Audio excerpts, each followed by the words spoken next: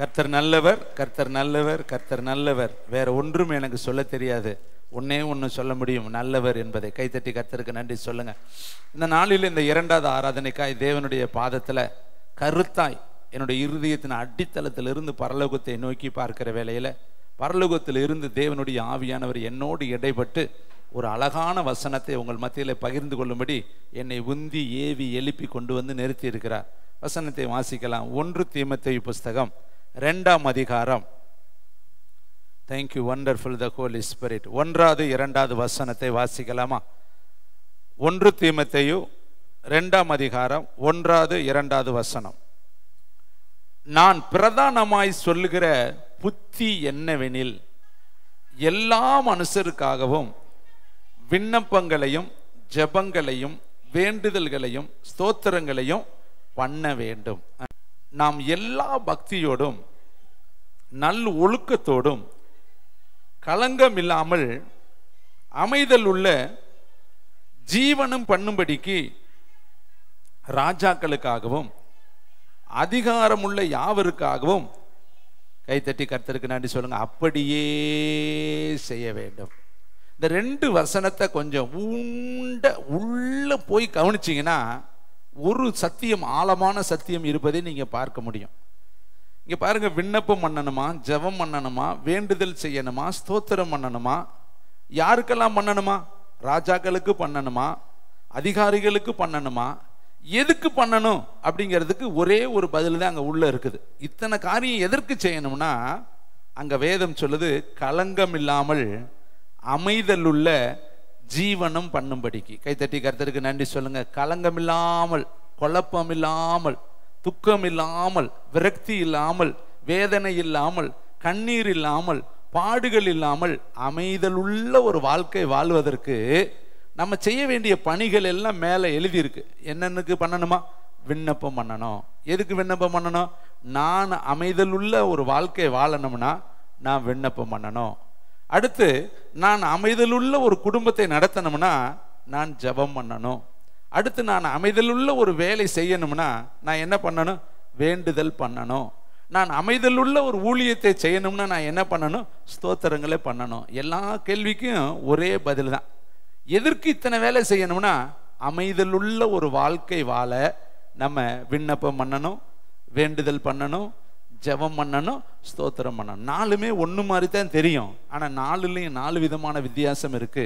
ஆனால் 4ம் எதற்கு தேவையா இருக்குன்னா, அமைதலுள்ள ஒரு வாழ்க்கை வாழ்வதற்கு இது கட்டாயம் நம்முடைய வாழ்க்கையில தேவை. தேவனுடைய பிள்ளைகளே, இன்னைக்கு அநேகர் கேட்கறது, எப்போ பார்த்தாலும் ஜெபம் பண்ண சொல்லிக்கிட்டே இருக்கிறாரே, 40 நாள் ஜெபமா, என்னத்தை தான் பண்றது? அப்படி கேள்விகள் நிறைய பேத்துக்கு இருக்கும். இந்த வேதத்துல பல பெயர்கள் கர்த்தருக்கு உண்டு. அவருக்கு பேர் யெகோவா ஈரே, யெகோவா நீரே, யெகோவா நிசியே, யெகோவா ஷாலோமே, இருக்கிறவராக இருக்கிறவரே. இப்படி வேதத்துல நிறைய பெயர்கள் அவருக்கு வைக்கப்பட்டிருந்தாலும் தாவீது ஒரு பெயர் வைக்கிறாரு, ஜெபத்தை கேட்கிறவரே. பக்கத்துல பார்த்து சொல்லுங்க, தாவீதுக்கு தெரிஞ்சிருச்சு கர்த்தருக்கு ஒரு நல்ல பெயர் வச்சிருக்கிறாரு, ஜெபத்தை கேட்கிறவரே.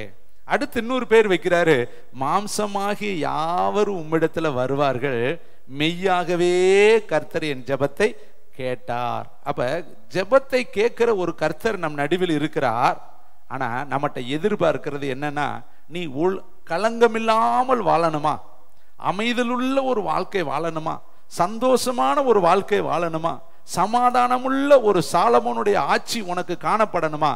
அப்ப நீ செய்ய வேண்டிய ஒரே ஒரு வேலை, விண்ணப்பம் பண்ணணும், வேண்டுதல் பண்ணணும், மன்றாட்டு பண்ணணும், ஸ்தோத்திரம் பண்ணணும். இந்த 4 காரியத்தை யாருக்கெல்லாம் பண்ணணும்? ராஜாக்களுக்காகவும் பண்ணணும், அதிகாரிகளுக்காகவும் பண்ணணும். இந்த ராஜாக்கள் தான் நாட்டை ஆள்றாங்க, அதிகாரிகள் தான் நாட்டை ஆள்றாங்க. நல்ல மனிதர்கள் ஆண்டா நல்லவர்கள் எங்கும் சுற்றி திரிவார்கள். சண்டாளர்களும் துன்மார்க்கனும் தேசத்தை ஆண்டா சண்டாளர்களும் துன்மார்க்கனும் என்ன செய்வாங்கன்னா சுற்றி திரிவார்கள். இந்த அதிகாரங்கள் எல்லாம் யாரால் நியமிக்கப்பட்டிருக்கிறது என்று நீங்க ரோமர் புஸ்தகத்தை எடுத்து வாசித்து பார்த்தா அங்க அழகாய் பவுலடிக அதிகாரங்கள் எதற்காக யாருக்குன்னு நியமிக்கப்பட்டிருக்கிறதுன்னு அவர் அழகாய் அங்கே காண்பிக்கிறதை 13ஆம் அதிகாரம், ரோமர் 13ஆம் அதிகாரம் 1வது வசனத்திலிருந்து நீங்க கொஞ்சம் பாருங்க. ஒரு அதிகாரங்கிறது யாரால் கொடுக்கப்படுகிறது, அந்த அதிகாரி யார் நியமித்தது, அந்த அதிகாரிக்கு நம்ம என்ன செய்யணும்னு கர்த்தருடைய வார்த்தை எழுதப்பட்டிருக்கு. நான் அல்ல, வார்த்தை சொல்லப்படுகிறது. எந்த மனுஷனும், அவர் கிறிஸ்தவராக இருக்கலாம், கிறிஸ்தவர் அல்லாதவராக இருக்கலாம், படித்தவராக இருக்கலாம், படிக்காதவராக இருக்கலாம், அவர் எப்படிப்பட்டவராக இருந்தாலும் மேலான அதிகாரம் உள்ளவருக்கு என்ன பண்ணணும்? பக்கத்தில் சொல்லுங்க, கீழ்ப்படிதல். அதிகாரிக்கு நீங்கள் கீழ்ப்படியணும். உங்களுக்கு யார் ஹெட்டாக இருக்கிறாங்களோ அவங்களுக்கு நம்ம கீழ்ப்படியணும். ஏனென்றால் அந்த அதிகாரங்களை யார் கொடுத்தா? அடுத்த வசனம் பாருங்க, அந்த வார்த்தை, ஏனென்றால் தேவனாலே அன்றி ஒரு அதிகாரமும் இல்லை, உண்டாயிருக்கிற அதிகாரங்கள் தேவனாலே நியமிக்கப்பட்டிருக்கிறது. அப்ப அப்பாயின்மெண்ட் யாரு? கர்த்தர் தாங்க அப்பாயின்மெண்ட் பண்றாரு. அப்பா என்கிற அதிகாரத்தை யார் கொடுத்தா? கர்த்தர். அம்மா என்கிற அதிகாரத்தை யார் கொடுத்தா? கர்த்தர்.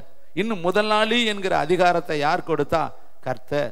இன்னும் இருக்கக்கூடிய உலகத்தில் இருக்கிற ஒவ்வொரு போஸ்ட், ஒவ்வொரு அதிகார போஸ்டும் தேவனால் நியமிக்கப்பட்டிருக்கிறது. அதிகாரிகளை அவர் தான் உருவாக்குகிறார். அப்ப நாம என்ன செய்யணும்? ராயனுக்கு செலுத்த வேண்டியதை ராயனுக்கும், தேவனுக்கு செலுத்த வேண்டியதை தேவனுக்கு நம்ம செலுத்தணும். நம்ம நினைக்கிறது, அவனுக்கு என்ன நான் பயப்படணும், அவரை என்ன நான் மதிக்கணும், அவரை என்ன நான் சட்டை பண்ணணும், அவருக்கு எனக்கு என்ன இருக்கு, இப்படி சொன்னோம்னா நம்ம தேவனுடைய நியமத்திற்கு எதிர்த்து நிற்கிறோம். அடுத்த வார்த்தையை பாருங்களேன், ஆதலால் அதிகாரத்திற்கு எதிர்த்து நிற்கிறவன் தேவனுடைய நியமத்திற்கு எதிர்த்து நிற்கிறான். ஒரு அதிகாரிக்கு எதிராக நம்ம செயல்பட்டோம்னா, அல்லது ஒரு தலைமைத்துவத்துக்கு எதிராக நம்ம செயல்பட்டோம்னா, அல்லது உனக்கு யாரை கர்த்தர் தலையாய் வைத்திருக்கிறாரோ, ஒரு தகப்பன் உனக்கு தலையா இருக்கலாம், அல்லது அம்மா உனக்கு தலையா இருக்கலாம், கணவன் உனக்கு தலையா இருக்கலாம், அல்லது உங்க குடும்பத்தை யாராவது ஒரு நபர் நடத்தி கொண்டு இருக்கலாம். அவர்கள் தான் உங்களுக்கு அந்த இடத்துல தலைவர்கள், அதிகாரிகள். அவர்களுக்கு எதிர்த்து நிற்கிறவர்கள், வேதம் சொல்லுது பாருங்க, அதிகாரத்துக்கு எதிர்த்து நிற்கிறவன் தேவனுடைய நியமனத்திற்கு எதிர்த்து நிற்கிறான். தேவனுடைய அந்த தகுதிக்கு, தேவனுடைய அந்த அப்பாயின்மெண்ட்டுக்கு, அந்த பொறுப்பு பதவிக்கு நீ எதிர்த்து நிற்கிறாய் என்று அர்த்தம். அதிலே பாருங்க, அப்படி எதிர்த்து நிற்கிறவர்கள் என்ன உண்டாக்கி கொள்வாங்களா? தங்களுக்கு தாங்களே ஆக்கினியை வருவித்துக் கொள்வாங்க. அப்ப எதிர்த்து நின்னா என்ன வரும்? கோராக்கு மாதிரி அழிவு தாங்க வரும். நல்லா தெரிஞ்சுக்கணும். எதிர்த்து நின்னாலே அழிவு தாங்க வரும். தேவனுக்கு எதிர்த்து லூசிபர் நின்னா கடைசியில் அழிவை சம்பாதித்து கொண்டான். ஆதாமும் ஏவாளும் தேவனுடைய அந்த ஆலோசனைக்கு எதிர்த்து நின்னார்கள், தேவனுடைய வார்த்தைக்கு எதிர்த்து நின்னார்கள். கடைசியில் அந்த பகலின் குளிர்ச்சியான அந்த ஏதேனை விட்டு துரத்தப்பட்டார்கள். அவர்கள் நிர்வாணிகளாக அந்த தேசத்தில் பாதுகாப்பற்ற ஒரு இடத்திற்குள்ளே தள்ளப்பட்டார்கள் என்று சொல்லி வேதத்தில் வாசிக்கிறோம். அப்ப நாம அதிகாரத்திற்கு முதல்ல கீழ்ப்படியணும். அப்ப கீழ்ப்படிதற்கு தான் கர்த்தர் எதிர்பார்க்கிற முதல் படி தேவனுடைய பிள்ளைகளே. அப்ப இன்னைக்கு நம்ம என்னென்ன காரியத்திற்காக ஜெபிக்கணும்னு சொல்றாரு? அதிகாரிகளுக்காக நீ ஜெபம் பண்ணு. ஏன்னா அவர்கள் எப்படி இருக்கிறார்கள்னு 3வது வசனம் பாருங்களேன். மேலும் அதிகாரிகள் நற்கிரிகளுக்காக அல்ல. எங்க இருக்காங்களா? நம்ம பார்த்த அளவுல ஏன் நம்ம அவங்கள மதிக்க முடியல தெரியுமா? அவங்கள்ட்ட இருக்கிற துர்க்கிரிகை, அவங்களை நம்ம பார்க்கும் பொழுது அவங்கள்ட்ட இருக்கிற என்ன செய்யுது, ஒரு ஒழுங்கினம் பார்த்தோன்னே தெரியும், இவனை போய் மதிக்கிற மாதிரியே இல்லையே, இவங்க இப்படி இருக்கிறாங்களே.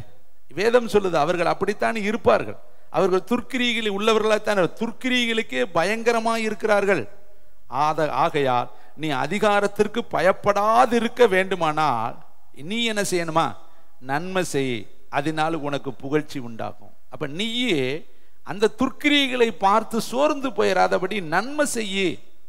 நீ நன்மை செய்தா உனக்கு நிச்சயமாய் மேன்மை உண்டாகும், அதனால் உனக்கு புகழ்ச்சி உண்டாகும். அப்ப இதை கேட்கிற தேவனுடைய பிள்ளைகளே, வசனத்தின்படி நம்ம கீழ்ப்படியணும், வசனத்தின்படி நம்ம ஒத்து போகணும், வசனத்தின்படி நம்ம கர்த்தரை மகிமைப்படுத்தும்படி இணைந்து போனா கர்த்தர் நமக்கு புகழ்ச்சி உண்டாகும்படி அவரே காணப்படுவார். இதை கேட்கிற தம்பி, தங்கச்சி, தாய, தகப்பனே, இங்கு வேதம் சொல்லுது யாருக்கெல்லாம் வேண்டுதல் பண்ணணுமா? அதிகாரிகளுக்காகவும் ராஜாக்களுக்காகவும் அப்படி செய்ய வேண்டும். எப்படி செய்ய வேண்டும்? விண்ணப்பம் பண்ணணும், வேண்டுதல் பண்ணணும், ஜெபம் பண்ணணும், ஸ்தோத்திரம் பண்ணணும். 4 வேலை செய்யணும். 4 காரியத்தை நீங்க யாருக்காக செய்யணும்? நீங்கள் அமைதலுள்ள ஒரு வாழ்க்கை வாழ்வதற்கு ராஜாக்களுக்காகவும் அதிகாரம் உள்ளவர்களுக்காகவும் வேண்டுதல் செய்யணும். இந்த வசனத்தை வைத்து நான் தேவ சமூகத்தில் காத்திருக்கிற வேளையில வேதத்தில் 5 நபர்கள் எப்படி அமைதலுள்ள ஒரு வாழ்க்கை வாழ்வதற்காக விண்ணப்பம் பண்ணினார்கள். அமைதலுள்ள ஒரு வாழ்க்கை தன்னுடைய இனத்தார்கள், குலத்தார்கள், கோத்திரத்தார்கள் வாழ்வதற்காக அவர்கள் எப்படி ஜெபம் பண்ணினார்கள் என்று சொல்லி வேதத்தில் தேவன் சில நபர்களை எனக்கு கண் முன்னாடி கொண்டு வந்து உங்களோடு பகிர்ந்து கொண்டு அதன்படியே நீங்களும் விண்ணப்பம் பண்ண வேண்டும் என்பதை உங்களுக்கு காண்பிக்க என்னை நடத்தி கொண்டு வந்திருக்கிறார். முதலாவது எல்லாருக்கும் நல்ல தெரிந்த புஸ்தகம் எஸ்தர் எழுதின புஸ்தகம். அங்கே கடந்து வாருங்கள். அங்கே எழுதியிருக்கிற ஒரு சம்பவத்தை உங்கள் மனக்கண்பு முன்னாடி கொண்டு வர நான் விரும்புகிறேன். அங்கே உள்ள காலகட்டம் 127 நாடுகளில் ஒரு ஆமான் என்று சொல்லப்பட்ட ஒரு துஷ்ட மனிதன் எழும்பி 127 நாடுகளில் இருக்கிற யூதர்களை கொன்று அழித்து நிர்மூலமாக்கும்படி அவன் என்ன செய்கிறான்? ஒரு ஓலையை அனுப்பி தேசம் எங்கும் பிரகடனப்படுத்துகிறான். 4ஆம் அதிகாரம் எஸ்தர் புஸ்தகம் 4ஆம் அதிகாரம் 8வது வசனம், 628வது பக்கம், 628வது பக்கம். யூதர்களை அழிக்கும்படி சூசானில் பிறந்த கட்டளையின் நகல் ஜெராக்ஸ் அவனிடத்தில் கொடுத்து, ஒரு வேலைக்காரனிடத்தில் ஆகாஸ்வேர் ராஜா கிட்ட இருக்கிற எஸ்தருக்கு மொர்தெகாய் என்கிறவன் ஒரு அந்த ஆகாஸ்வேர் ராஜாவுடைய அரசாங்கத்திலிருந்து புறப்பட்டிருக்கிற ஒரு கட்டளையின் நகல்னா ஜெராக்ஸ். அந்த ஜெராக்ஸை இவன் எப்படி எடுத்தான், அது எப்படி வந்துச்சு, அதெல்லாம் நமக்கு தெரியல. ஆனால் மொத்தத்தில் அதனுடைய நகலை எடுத்து கொடுத்து அதை எஸ்தருக்கு காண்பித்து தெரியப்படுத்தவும், அவள் அகத்தியமாய் ராஜாவினிடத்தில் போய் அவனிடத்தில் தன் ஜனங்களுக்காக விண்ணப்பம் பண்ணவும் மன்றாடவும் வேண்டும் என்று அவளுக்கு சொன்னான். இதை கேட்கிற தம்பி தங்கச்சி, எதற்காக அவள் தேவனிடத்தில் ராஜாவினிடத்தில் போகணுமா? ஜனங்களுக்காகவும் விண்ணப்பம் பண்ணணும். அவனிடத்தில் தன் ஜனங்களுக்காக விண்ணப்பம் பண்ணவும் மன்றாடவும் வேண்டும். ஏன் ஜனங்களுக்கு என்ன ஆச்சு? ஒரே நாளில் ஒரே நேரத்தில் 127 நாடுகளில் இருக்கிற யூதர்களை கொல்லும்படி அவன் என்ன பண்ணியிருக்கிறான்? ஒரு கட்டளையை பிறப்பித்திருக்கிறான். பாருங்களே, 3ஆம் அதிகாரம் 14ஆம் வசனம். அந்த நாளுக்கு ஆயத்தப்பட்டிருக்க வேண்டும் என்று சகல ஜனங்களுக்கு கூறி அறிவிக்கிறதுக்காக கொடுக்கப்பட்ட கட்டளையின் நகல் இதுவே. இது ஒவ்வொரு நாட்டிலும் பிரசித்தம் பண்ணப்பட்டது. அந்த அஞ்சக்காரர் ராஜாவின் உத்தரவினால் தீவிரமாய் புறப்பட்டு போனார்கள். அந்த கட்டளை சூசான் அரண்மனையில் பிறந்தது. அப்பொழுது ராஜாவும் ஆமானு குடிக்கும்படி உட்கார்ந்தார்கள். சூசான் நகரமோ கலங்கிற்று. இப்ப இந்த நகலில் இருக்கிற செய்தி என்ன செய்தினா, ஒரே நாள்ல யூதர்கள்ல பெரியோரில் இருந்து சிறியோரில் இருந்து எல்லாரையும் கொன்று குவிச்சிடணும். யூதர்களே இருக்கக்கூடாது. அப்படி ஒரு செய்தி அந்த நகல்ல இருக்குது.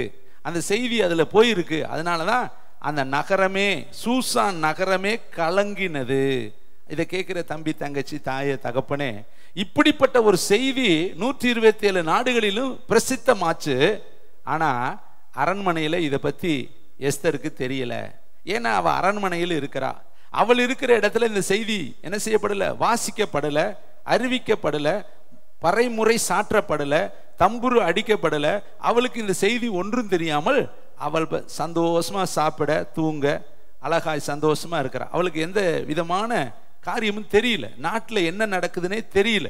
நாட்டில் இருக்கிற யூதர்கள் இப்ப கலங்கி போய் இருக்கிறாங்கிறது அவளுக்கு தெரியல. நாட்டில் இருக்கிற யூதர்களுக்கு அழிவு நியமிக்கப்பட்டிருக்கிறது என்பது தெரியல. நாட்டில் இருக்கிற யூதர்கள் எல்லாரும் மரண பயத்துல பீதியில இருக்கிறாங்கன்னு அவளுக்கு தெரியல. அவ என்ன பண்றா? நிம்மதியா பேசாம கண் சுருகி போய் உட்கார்ந்து இருக்கிறா. ஏனென்றால் அவளுக்கு காரியம் தெரியல. இதை கேட்கிற தம்பி தங்கச்சி தாயே தகப்பனே, இதே நிலைதான் இன்னைக்கு நமக்கும். நம்ம நாட்டில் எத்தனையோ பேர்கள் கலங்கி போய் இருக்கிறாங்க. வறுமையினாலும், தரித்திரத்தினாலும், வியாதியினாலும், கடன் தொல்லையினாலும், பற்றாக்குறையினாலும், பஞ்சத்தினாலும், சாபத்தினாலும், வறுமையினாலும், வேலையில்லா திண்டாட்டத்தினாலும் பல விதத்தில் ஜனங்கள் இந்த நாட்களில் பாதிக்கப்பட்டு மரண பயத்தில் எத்தனையோ பேர்கள் வாழ்ந்து கொண்டிருக்கிறாங்க. தற்கொலைக்கு நேராக எத்தனையோ பேர்கள் போய் கொண்டிருக்கிறாங்க. ஆனால் நீங்களும் நானும் அதை அறியாதபடி கண் சுருகி போன குருடர்களைப் போல சாப்பிடுவதும் தூங்குவதும் நம்முடைய கடமைகளை செய்து கொண்டு நம்ம ஒரு இடத்துல அமைதியா இருக்கிறோம். இதற்காக கர்த்தர் நம்மை அழைக்கல. தேவனுடைய பிள்ளைகளே, வேதம் சொல்லுது 10 கட்டளையில் பிரதானமான கட்டளை என்ன தெரியுமா? உன்னை நேசிப்பது போல நீ பிறனையும் நேசி. அப்ப நம்ம மற்றவர்களை நேசித்தா அந்த மக்களுடைய ரட்சிப்புக்காக நம்மால் ஆன உதவிகளை அவங்களுக்கு செய்ய முடியும். வேதம் சொல்லுது, உதவி செய்ய திராணி இருக்கும் பொழுது அதை செய்யத்தக்கவர்களுக்கு செய்யாமல் இராத. மரணத்திற்கு ஒப்புவிக்கப்பட்டவர்களையும் கொலைக்கு நியமிக்கப்பட்டவர்களையும் விடுதலையாக்க கூடுமானா விடுதலையாக்கு. நீ தெரியாது என்று சொல்லுவாயானா கர்த்தர் உன்னுடைய காரியத்தை பார்ப்பாரே. பாருங்க, இந்த நல்ல சமாரியல்ல நீங்க பார்த்தீங்கன்னா ஒருத்தன் கொற்றுயிராய் கொலை உயிராய் கிடக்கிறான். அவன் எருசலேமில் இருந்து எரிகோவுக்கு போனவன். நல்லா கவனிக்கணும், எங்க புறப்படுறான்? எருசலேம்ல. எங்க போறான்? எரிகோவுக்கு போறான். அவன் பிரயாணம் பண்ற பாதை தவறுங்க. அவன் போக வேண்டிய இடம், ஒருவேளை எரிகோவில் இருந்து அவன் எருசலேமுக்கு போயிருந்தா நல்லவன். ஆனா அவன் எருசலேமில் இருந்து எரிகோவுக்கு போறான். எருசலேம்ங்கிறது இசைவினைப்பான நகரம். அது தேவனுடைய ஆலயம் இருக்கிற ஒரு நகரம். தேவன் அங்கு வந்து உலாவிக் கொண்டிருக்கிற ஒரு இடம். எருசலேமை சுற்றிலும் மலைகள் இருக்குமா போல கர்த்தர் இது முதல் என்றென்றைக்கும் தம்முடைய ஜனத்தை சுற்றிலும் இருப்பார். எருசலேமே, உன்னுடைய இடத்துல என் கால்கள் நிற்கலாயிற்று என்று சொல்லி தாவீது பாடுறார். தாய் தன் பிள்ளையை மறந்தாலும் நான் உன்னை மறக்க மாட்டேன் என்று சொல்லி கர்த்தருடைய வார்த்தை எருசலேமை குறித்து இருக்கு. எருசலேமை புகழ்ச்சியாக்கு வரைக்கும் அவரை விடாதிருங்கள் என்று சொல்லி வேதம் சொல்லுகிறது. அப்படிப்பட்ட ஒரு அருமையான மகிமையான ஒரு தேசம் தான் எருசலேம். ஆனா சாபமான ஒரு இடம் எரிகோ. எரிகோவை கட்டுகிறவன் அந்த அஸ்திவாரத்தை பறிக்கும் பொழுது மூத்த பிள்ளையையும், அது அலங்கத்தை வைக்கும் பொழுது, வாசலை வைக்கும் பொழுது ரெண்டாவது பிள்ளையும் பறி கொடுப்பான் என்று சொல்லி யோசுவா காலத்துல ஒரு சாபம் சொல்லப்பட்டுச்சு. அந்த எரிகோ ஒரு சபிக்கப்பட்ட பட்டணம். அதனாலதான் எரிகோவினுடைய பலத்துல நீங்க பலன் கொள்ளாதீங்கன்னு வசனம் சொல்லுது. அந்த அளவுக்கு அது ஒரு சாபம் நிறைந்த ஒரு பட்டணம். அப்ப இவன் நல்ல ஒரு இடத்துல இருந்து சாபமான ஒரு இடத்தை நோக்கி பிரயாணம் பண்ணினா அது நிமித்தம் அவன் குற்றுயிராய் கொலை உயிராய் மாற்றப்பட்டான் என்று சொல்லி வேதத்துல வாசிக்கிறோம். நம்முடைய வாழ்க்கையிலையும் நல்ல ஒரு இடத்துல இருந்து நல்லது அல்லாத ஒரு இடத்தை நோக்கி, ஆசீர்வாதமான ஒரு இடத்துல இருந்து சாபமான ஒரு இடத்தை நோக்கி, பாதுகாப்பான ஒரு இடத்திலிருந்து பாதுகாப்பற்ற ஒரு இடத்தை நோக்கி நம்ம பிரயாணம் பண்ணினா நம்முடைய வாழ்க்கையில கள்ளரும் கொள்ளைக்காரர்களும் சத்துரு உட்புகுதலும் குடி ஓடி போகுதலும் நம்முடைய வாழ்க்கையில வந்துவிடும். தேவனுடைய பிள்ளைகளே, இந்த பாருங்க, இவன் அடிபட்டு கிடக்கிறான், இரத்த வெள்ளத்துல கிடக்கிறான். வேதம் சொல்லுது மரணத்திற்கு ஒப்புவிக்கப்பட்டவர்களையும் இதோ கொலைக்கு நியமிக்கப்பட்டவர்களை விடுதலையாக்க கூடுமானால் விடுதலையாக்குன்னு எழுதியிருக்கு வசனம். இது பழைய ஏற்பாட்டு காலத்து வார்த்தை. ஆனா அங்க இருந்த ஆசாரியனுக்கு இது தெரிஞ்சிருக்கும், அந்த இடத்துல போன லேவியனுக்கு இது தெரிஞ்சிருக்கும். ஆனால் ஆசாரியனும் கிட்டத்துல போய் பக்கமாய் போய் விலகி போனான். பக்கமாய் போய் விலகி போனான். ரெண்டு பேருமே பக்கமானார்கள். பக்கத்துல போய் பார்த்துட்டு அவங்க பிரமாணம் இப்ப அவங்களுக்கு தடுக்குது. என்ன பிரமாணம்? இவனை தொட்டா தீட்டுள்ளவன் தொடுறதெல்லாம் தீட்டா போயிடும். நான் இந்த இரத்த வெள்ளத்துல கிடக்கிறவனை தொட்டா என்னுடைய சரீரம் தீட்டுப்பட்டுரும். நான் போய் ஆசாரிய ஊழியம் செய்ய முடியாது, பிரகாரத்துக்குள்ள நான் போக முடியாது, பலிபீடத்துல போய் நான் நிக்க முடியாது, பலிகளை செலுத்த முடியாது. அதனால இவனை நம்ம தொட வேண்டாம், நம்ம போய் நம்ம வேலையை பார்ப்போம், இவனை கர்த்தர் பார்த்துக்கொள்வார், பரலோகம் பார்த்துக்கொள்ளும். இவன் திமிருக்கு அடிபட்டு கிடந்தா அதுக்கு நான் என்ன செய்யறது அப்படின்ட்டு ஆசாரியன் போயிட்டான். பின்னாடியே வர லேவியன் பார்க்கிறேன், குரு எப்படியோ சிசியன்னு அப்படியே. குருவே தொடாம போறப்ப சிசியனை என்ன பண்ணுவேன்? அவன் வந்து பார்க்குறான். நம்ம எஜமானனே போகும் பொழுது அவரை விட மிஞ்சின நீதிமானான நம்ம வெளியே பிரகாரத்துக்குள்ள போறவரே தொடாத பொழுது நம்ம வெளியில மணியாட்டிக்கிட்டு இருக்கிற நமக்கு இந்த வேலை எதுக்கு, மிஞ்சின வேலைன்னு இவனும் விட்டுட்டு போயிட்டான். ரெண்டு பேருமே பக்கத்துல போய் பார்த்துட்டு போயிட்டான். ரெண்டு பேருமே பார்த்துட்டு போனதை குற்றுயிரா கிடக்கிறவன் கொலை உயிரா கிடக்கிறவன் பரிதாபமா பார்க்குறான். எப்பா வந்தாங்க, நானும் காப்பாத்துங்கடான்னு கெஞ்சி பார்த்தேன்.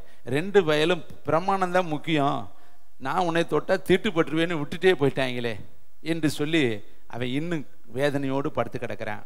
இந்த ரெண்டு பேருடைய செயலை பார்த்த தேவன் மூன்றாவது சமாரியானா வந்தார். கைத்தட்டி கர்த்தருக்கு நன்றி சொல்லுங்க.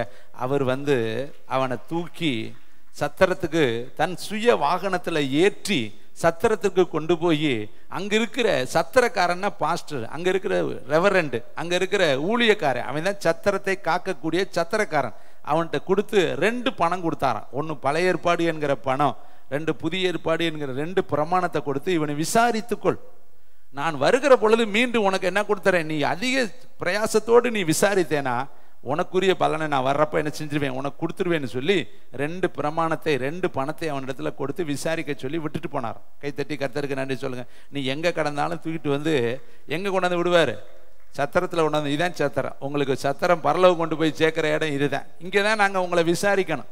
உங்களுக்கு தண்ணீர் வார்க்கணும், காயம் கட்டணும், உங்களை தட்டி கொடுக்கணும், உங்களை கொட்டணும், உங்களை சரி பண்ணணும், என்னென்ன செய்யணுமோ எல்லாம் நாங்கள் செஞ்சாதான் நீங்க அவருடைய வருகைக்கு எதிர்கொண்டு போகக்கூடிய கற்புள்ள கன்னிகைகளாக, அருமையான அவருடைய மனவாட்டிகளாக மாற முடியும். அப்ப சபை என்பது தற்ற இடம், கொற்ற இடம், விசாரிக்கிற இடம், தோலுரிக்கிற இடம், விருத்த சேதனம் பண்ணுகிற இடம், மயிர் கத்தரிக்கிற இடம், நகம் கத்தரிக்கிற இடம், உங்களுடைய வாழ்க்கையில இருக்கிற அழுக்குகள் எல்லாம் நீக்குகிற ஒரு இடம், குளிப்பாட்டுகிற ஒரு இடம். இன்னும் பார்த்தீங்கன்னா சின்ன பிள்ளைகளுக்கு சொடக்கு விடுவாங்க, கழுத்தை புரட்டுவாங்க, இங்கிட்ட அங்கிட்டும் போட்டு ஆட்டுவாங்க, கழுத்தை பிடிச்சி நீவி விடுவாங்க. பார்த்துருக்கிறீங்களா? எதுக்கு இதெல்லாம் செய்கிறாங்க தாயார்கள்? அந்த பிள்ளை நல்ல புஷ்டியும் செழிப்பும் வரணும்னா, அது கை கால்கள்லாம் நல்லா ஆக்டிவேஷனாக இருக்கணும்னா, அந்த செய்ய வேண்டிய சில சித்த காரியங்களை செய்யணும், மருத்துவங்களை செய்யணும். அதுபோல தான் சபையில் உங்களை என்ன செய்வோம்? தூக்குற இடத்துல தூக்குவோம், இறக்குற இடத்துல இறக்குவோம், தட்டி கொடுக்குற இடத்துல தட்டி கொடுப்போம்.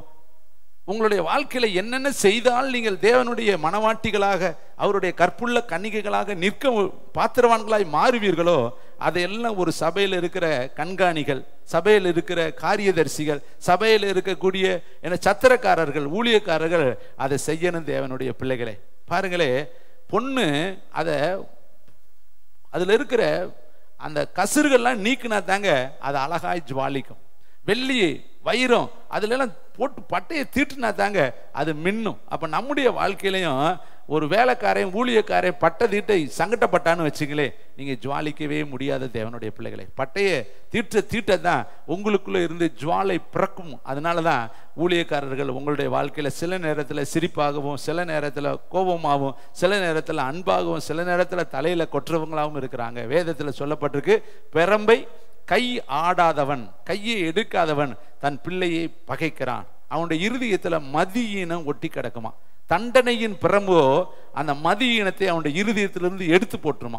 அப்ப அருமையானவர்களே, அப்ப தேவனுடைய ஊழியக்காரர்கள் உங்களை வாதிக்கும் பொழுது, சொல்லும் பொழுது, உங்களுக்கு கடினமான ஒரு வேலையை கொடுக்கும் பொழுது அதை நீங்க முக சுளிக்க கூடாது. அது உங்களுக்கு இப்ப கடினமா இருக்கும், ஆனா பிந்தின நாட்கள்ல அது உங்களுக்கு மதுரமா இருக்கும். வேதம் சொல்லுது, இதை புசி, உன் வாய்க்கு அது கசப்பா இருக்கும், ஆனா உன் வயிற்றுக்கோ அது தேனிட்ட பணியாரம் போல இருக்கும். கைத்தட்டி கருத்து. இப்ப ஊழியத்தை கொடுக்கும் பொழுது பிள்ளைகளாம் 40 நாள் பாஸ்டிங் இருக்க சொல்றாரு, காலையில எடுக்க சொல்றாரு, சாயந்தரம் எடுக்க சொல்றாரு, மத்தியானம் எடுக்க சொல்றாரு.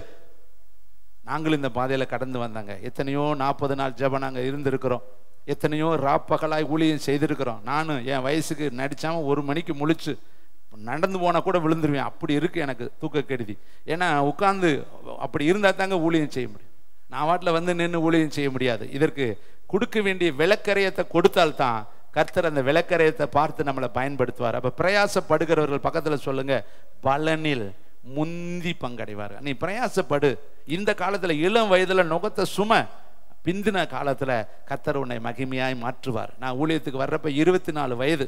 அந்த 24 வயதுல நான் வேத புத்தகத்தை கையில எடுத்தேன். அந்த ஊழியத்தை என் இருதயத்துல, மனதுல, உணர்வுல, என் ஆத்மாவுல, என் ஆவியில நான் சுமந்தேன். இன்று வரையும் 58வது வயது நிறைவில் நான் நிற்கிறேன். இன்று வரையும் கர்த்தருடைய ஆவியானவர் எந்த இடத்துலையும் அவர் என்னை விட்டு கொடுக்கவே கிடையாது. கைத்தட்டி கர்த்தருக்கு எல்லா இடத்துலையும் பிரசங்கிக்க வைக்கிறாரு, வர்ஷிப் எடுக்க வைக்கிறாரு, ஹீலிங்க்கு ஜெபம் பண்ண வைக்கிறாரு. எந்த சூழ்நிலையிலும் அவர் என் பக்கத்துல, வலது பக்கத்துல நின்று என்னை பலப்படுத்தி நடத்துவதை என் ஆவியில நான் உணர்கிறேன். தேவனுடைய பிள்ளைகளா, சோர்ந்து போயிடாதீங்க, தைரியமா நில்லுங்க. இப்ப இந்த எஸ்தர் என்ன பண்ணுனா, அறியாமல் இருந்தா. இப்ப இங்கேயும் நிறைய பேர் நீங்க அறியலங்க. இந்த தேசத்தினுடைய பாரம் உங்களுக்கு தெரியல, அழிந்து கொண்டிருக்கிற ஜனங்களை குறித்து உணர்வு உங்களுக்கு இல்லை. இந்த தேசம் அழியும் பொழுது நம்ம பார்த்துக்கிட்டு எப்படிங்க சும்மா இருக்க முடியும்? அதுக்கு தாங்க நம்ம கூடி கூடி ஜெபிக்கணும். இதுக்கு தான் சொல்றாரு, அமைதலுள்ள வாழ்க்கை வாழணுமா, நீ என்ன பண்ணணும்? பட்டயத்தை எடுக்காத, தடியை எடுக்காத, கத்தியை எடுக்காத, ரிவால்வரை எடுக்காத, மற்ற ஆயுதங்களை எடுக்காத. ஜெபம் பண்ணு, ஸ்தோத்திரம் பண்ணு, விண்ணப்பம் பண்ணு, வேண்டுதல் பண்ணு. எதுக்கு? அமைதலுள்ள ஒரு வாழ்க்கை வாழணும்னா நீ செய்ய வேண்டிய 4 காரியம்: ஜெபம், விண்ணப்பம், ஸ்தோத்திரம், வேண்டுதல். இதை நீ செய்தீனாவே அமைதலுள்ள ஒரு வாழ்க்கையை கர்த்தர் உனக்கு என்ன செஞ்சிருவாரு? கொடுத்துருவாரு. இப்ப எஸ்தர் என்ன பண்ணுனா, அவளுக்கு இந்த மொர்தெகாய் சொன்ன உடனே அவள் உடனே கீழ்ப்படிந்தாள். கைத்தட்டி கர்த்தருக்கு. இங்கேயும் நான் உங்கள்ட்ட அன்பா சொல்றேன், தேவன் நடத்துகிற பாதை உங்களுக்கு அது கடினமா இருக்கலாம், உங்களால ஏற்றுக்கொள்ள முடியாததா இருக்கலாம். கர்த்தர் சொல்றாரு, என்னுடைய நுகம் இலகுவா இருக்கும், என்னுடைய நுகம் உங்களுக்கு இலகுவா இருக்கும். ஆனா நம்ம நினைக்கிறோம், அது பெருசா நினைக்கிறோம். நீங்க கர்த்தருடைய வார்த்தைக்கு மட்டும் கீழ்ப்படிஞ்சு பார்த்துருங்களே, அந்த கீழ்ப்படியும் பொழுது கர்த்தருடைய சுமை உங்களுக்கு இலகுவாய் மாறிடும். கைத்தட்டி கர்த்தருக்கு நன்றி சொல்லுங்க. அதனால கர்த்தர் கொடுக்கிற ஊழியத்தை, கர்த்தர் கொடுக்கிற வாய்ப்புகளை, கர்த்தர் கொடுக்கிற சந்தர்ப்பங்களை, கர்த்தர் கொடுக்கிற தருணங்களை கர்த்தர் எந்திரிச்சு நீ யூதா போனா யூதா தான் போகணும். ஒவ்வொருத்தருக்கும் கர்த்தர் ஒரு ட்ராக் வச்சிருப்பாரு. உன்னை எழுப்ப வேண்டிய நேரத்தில் அவர் எழுப்புவார். நம்ம அந்த டயத்தில் மடங்கடிச்சிட்டோம்னா அந்த இடத்துல வேற ஆளை கர்த்தரை எழுப்பி கொண்டு போயிடுவாரு. நம்முடைய சான்ஸ் நம்ம விட்டு கையில் நழுவி போயிரும். தேவனுடைய பிள்ளைகளே, இங்க பாருங்களே, வேதத்தில் அழகா எழுதியிருக்கு. இவன் வந்து அந்த நிருபத்தை கொடுத்த உடனே அந்த வசனத்தை வாசிக்கலாம். 4ஆம் அதிகாரம் 8வது வசனத்தை வாசிக்கலாம். யூதர்களை அழிக்கும்படி சூசானில், அப்படின்னா அவ இருக்கிற இடத்துல தான் அந்த கட்டளை பிறந்திருக்குது. ஆனா அவளுக்கு தெரியல. ஒரே அரண்மனைக்குள்ளதான் இந்த லெட்டர் எழுதப்பட்டுச்சு, கடிதம் எழுதப்பட்டுச்சு, ஓலை எழுதப்பட்டுச்சு. அவ இருக்கிற அந்த பெரிய அரண்மனைக்குள்ளதான் இதெல்லாம் நடக்குது. ஆனா இவளுக்கு வராத அளவு அந்த காரியம் அடைக்கப்பட்டிருக்கிறது. அதை எஸ்தருக்கு காண்பித்து தெரியப்படுத்தவும் அவள் அகத்தியமாய் ராஜாவினிடத்துல போய் அவனிடத்தில் தன் ஜனங்களுக்காக விண்ணப்பம் பண்ணவும் மன்றாடவும் வேண்டும் என்று அவளுக்கு சொல்ல சொன்னான். அப்படியே நீங்க வாசிச்சுட்டு வந்தீங்கன்னா 11வது வசனம், அதுக்கு அவ சொல்லி விடுறதை பாருங்களேன். யாராவது அழைக்கப்படாமல் உள்முற்றத்தில் ராஜாவினிடத்தில் பிரவேசித்தால், புருஷனானாலும் ஸ்திரீயானாலும் சரி, அவர்கள் பிழைக்கும்படி அவர்களுக்கு ராஜா பொற்செங்கோலை நீட்டினால் ஒழிய மற்றபடி சாக வேண்டும் என்கிற ஒரு தவறான சட்டம் உண்டு. இப்ப ராஜா கொலுமண்டபத்தில் இருக்கிறாரு, ஆலோசனை கூட்டத்தில் இருக்கிறாரு. பல மாதங்களாக இந்த 127 நாடுகளில் நடக்க வேண்டிய சட்ட திட்டங்கள் எல்லாம் அங்கே ஆலோசித்து ஆலோசனைக்காரர்களை கூடி ஆலோசிக்கப்பட்டு கொண்டு இருக்குது. இப்ப நான் எப்படி போறது? நான் ஒரு பெண்ணு, அழைக்கப்படாமல் நான் போகக்கூடாது. அப்படி நான் போனால் ஒருவேளை ராஜா பொற்செங்கோலை நீட்டினால் ஒழிய, இல்லாட்டி நான் செத்து போயிடணும், என்னை கொன்று போட்டுருவாங்க. இப்ப எனக்கு அங்க போகிறதுக்கு ஒரு என்ன இருக்கு, சட்டம் எனக்கு சரியா இல்லை, சட்டம் எனக்கு விரோதமா இருக்குது, சட்டம் எனக்கு ஆப்போசிட்டா நிக்குது. நான் போனா நான் சாவுதேன். ஒண்ணு ராஜா கையை நீட்டணும், இல்லாட்டி எனக்கு மரணம். நான் அழைக்கப்படலையே, எனக்கு அவர் கூப்பிடலையே, நான் கூப்பிடாதப்ப எப்படி போறது? இப்ப நமக்கு அதான் நம்ம என்ன நினைக்கிறோம், பாஸ்டிங் இருக்கிறதுக்கு சரீரத்தில் பலன் இல்லையே, அது இல்லையே, இது இல்லையே. நமக்கா ஒரு பிரமாணத்தை உருவாக்கி உருவாக்கி உருவாக்கி எப்படி இவ அழைக்கப்படாமல் போக முடியாதுன்னு சொன்னாலோ அதுபோல நாம என்னை ஆண்டவர் என்னை அழைச்சா இருக்கிறாரு, என்னை நேரடியாக மோசே மாதிரியா கூப்பிட்டாரு, சவுல போலையா கூப்பிட்டாரு, அல்லது ஸ்தேவானை போல பரலோகத்தை காட்டினாரா, நான் எப்படி இதை செய்யறது? நான் ஏதோ வந்தேன் போனேன் உட்கார்ந்து இருக்கிறேன், என்னைய போய் இந்த ஊழியத்தை செய்ய சொன்னா எப்படி? இப்படி நாம நமக்கு ஒரு விதமான உபாய தந்திரங்களை, நம்ம இருதயத்துக்கு ஏற்ற சில வசனங்களை வைத்து கொண்டு நம்ம தேவ சத்தத்தை விட்டு விலகி ஓடிக்கொண்டிருக்கிறோம். இவ என்ன சொல்றா பாருங்க, அப்படி நழுவுறா. எனக்கு அழைப்பு இல்லையே, ராஜா என்னை கூப்பிடலையே, நான் ராஜா முற்றத்துக்குள்ள போக முடியாது, நான் போனேன்னா என்னை கொன்றுவாங்களே, எனக்கு நிறைய அங்க போவதற்கு ப்ராப்ளங்கள் இருக்குதே, இந்த காலகட்டங்கள் நான் உள்ள பிரவேசிக்கிற காலகட்டங்கள் அல்லையே, ஏன்னா ராஜா உள் மண்டபத்தில இருக்கிறாரே, நான் அவரை பார்த்து இலகுவா பேச முடியாதே, ஒருவேளை என் பக்கத்துல இருந்தா நான் பேசிடுவேனே, இப்ப ராஜா கிட்ட பேச போகணும்னா நிறைய சட்டங்கள் இருக்கு, எனக்கு விரோதமா சட்டம் இருக்கு, நான் போக முடியாதுன்னு சொல்லி சாக்குகளையும் போக்குகளையும் சமயங்களையும் சந்தர்ப்பங்களையும் அவ என்ன செய்றா, பேசுகிறா, நினைக்கிறா, சொல்றா. அதுக்கு இவன் சொல்லுகிற பதிலை பாருங்களே.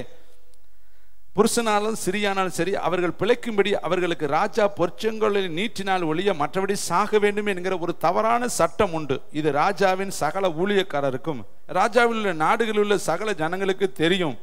நான் இந்த 30 நாளளவும் ராஜாவினிடத்தில் வரவழைக்கப்படவில்லை என்று சொல்ல சொன்னால். இப்ப கரெக்டான ஒரு செய்தியை சொல்றார். 30 days, ஒரு மாசமாச்சு நானும் அவரும் பார்த்து, இன்று வரையும் அவர் என்னை கூப்பிடல, நானும் அவரை போய் பார்க்கல. இப்போ போய் நீ என்ன செய்ய சொல்ற, போய் அவர்கிட்ட பேச சொல்றையே, விண்ணப்பம் பண்ண சொல்றையே, மன்றாட்டு பண்ண சொல்றையே, அவரிடத்துல இதை குறித்து போய் பேச சொல்றையே, நான் எப்படி போறது? எனக்கு அங்க ஒரு தவறான சட்டம் இருக்கு, அங்க போனா கொன்றுவாங்களே.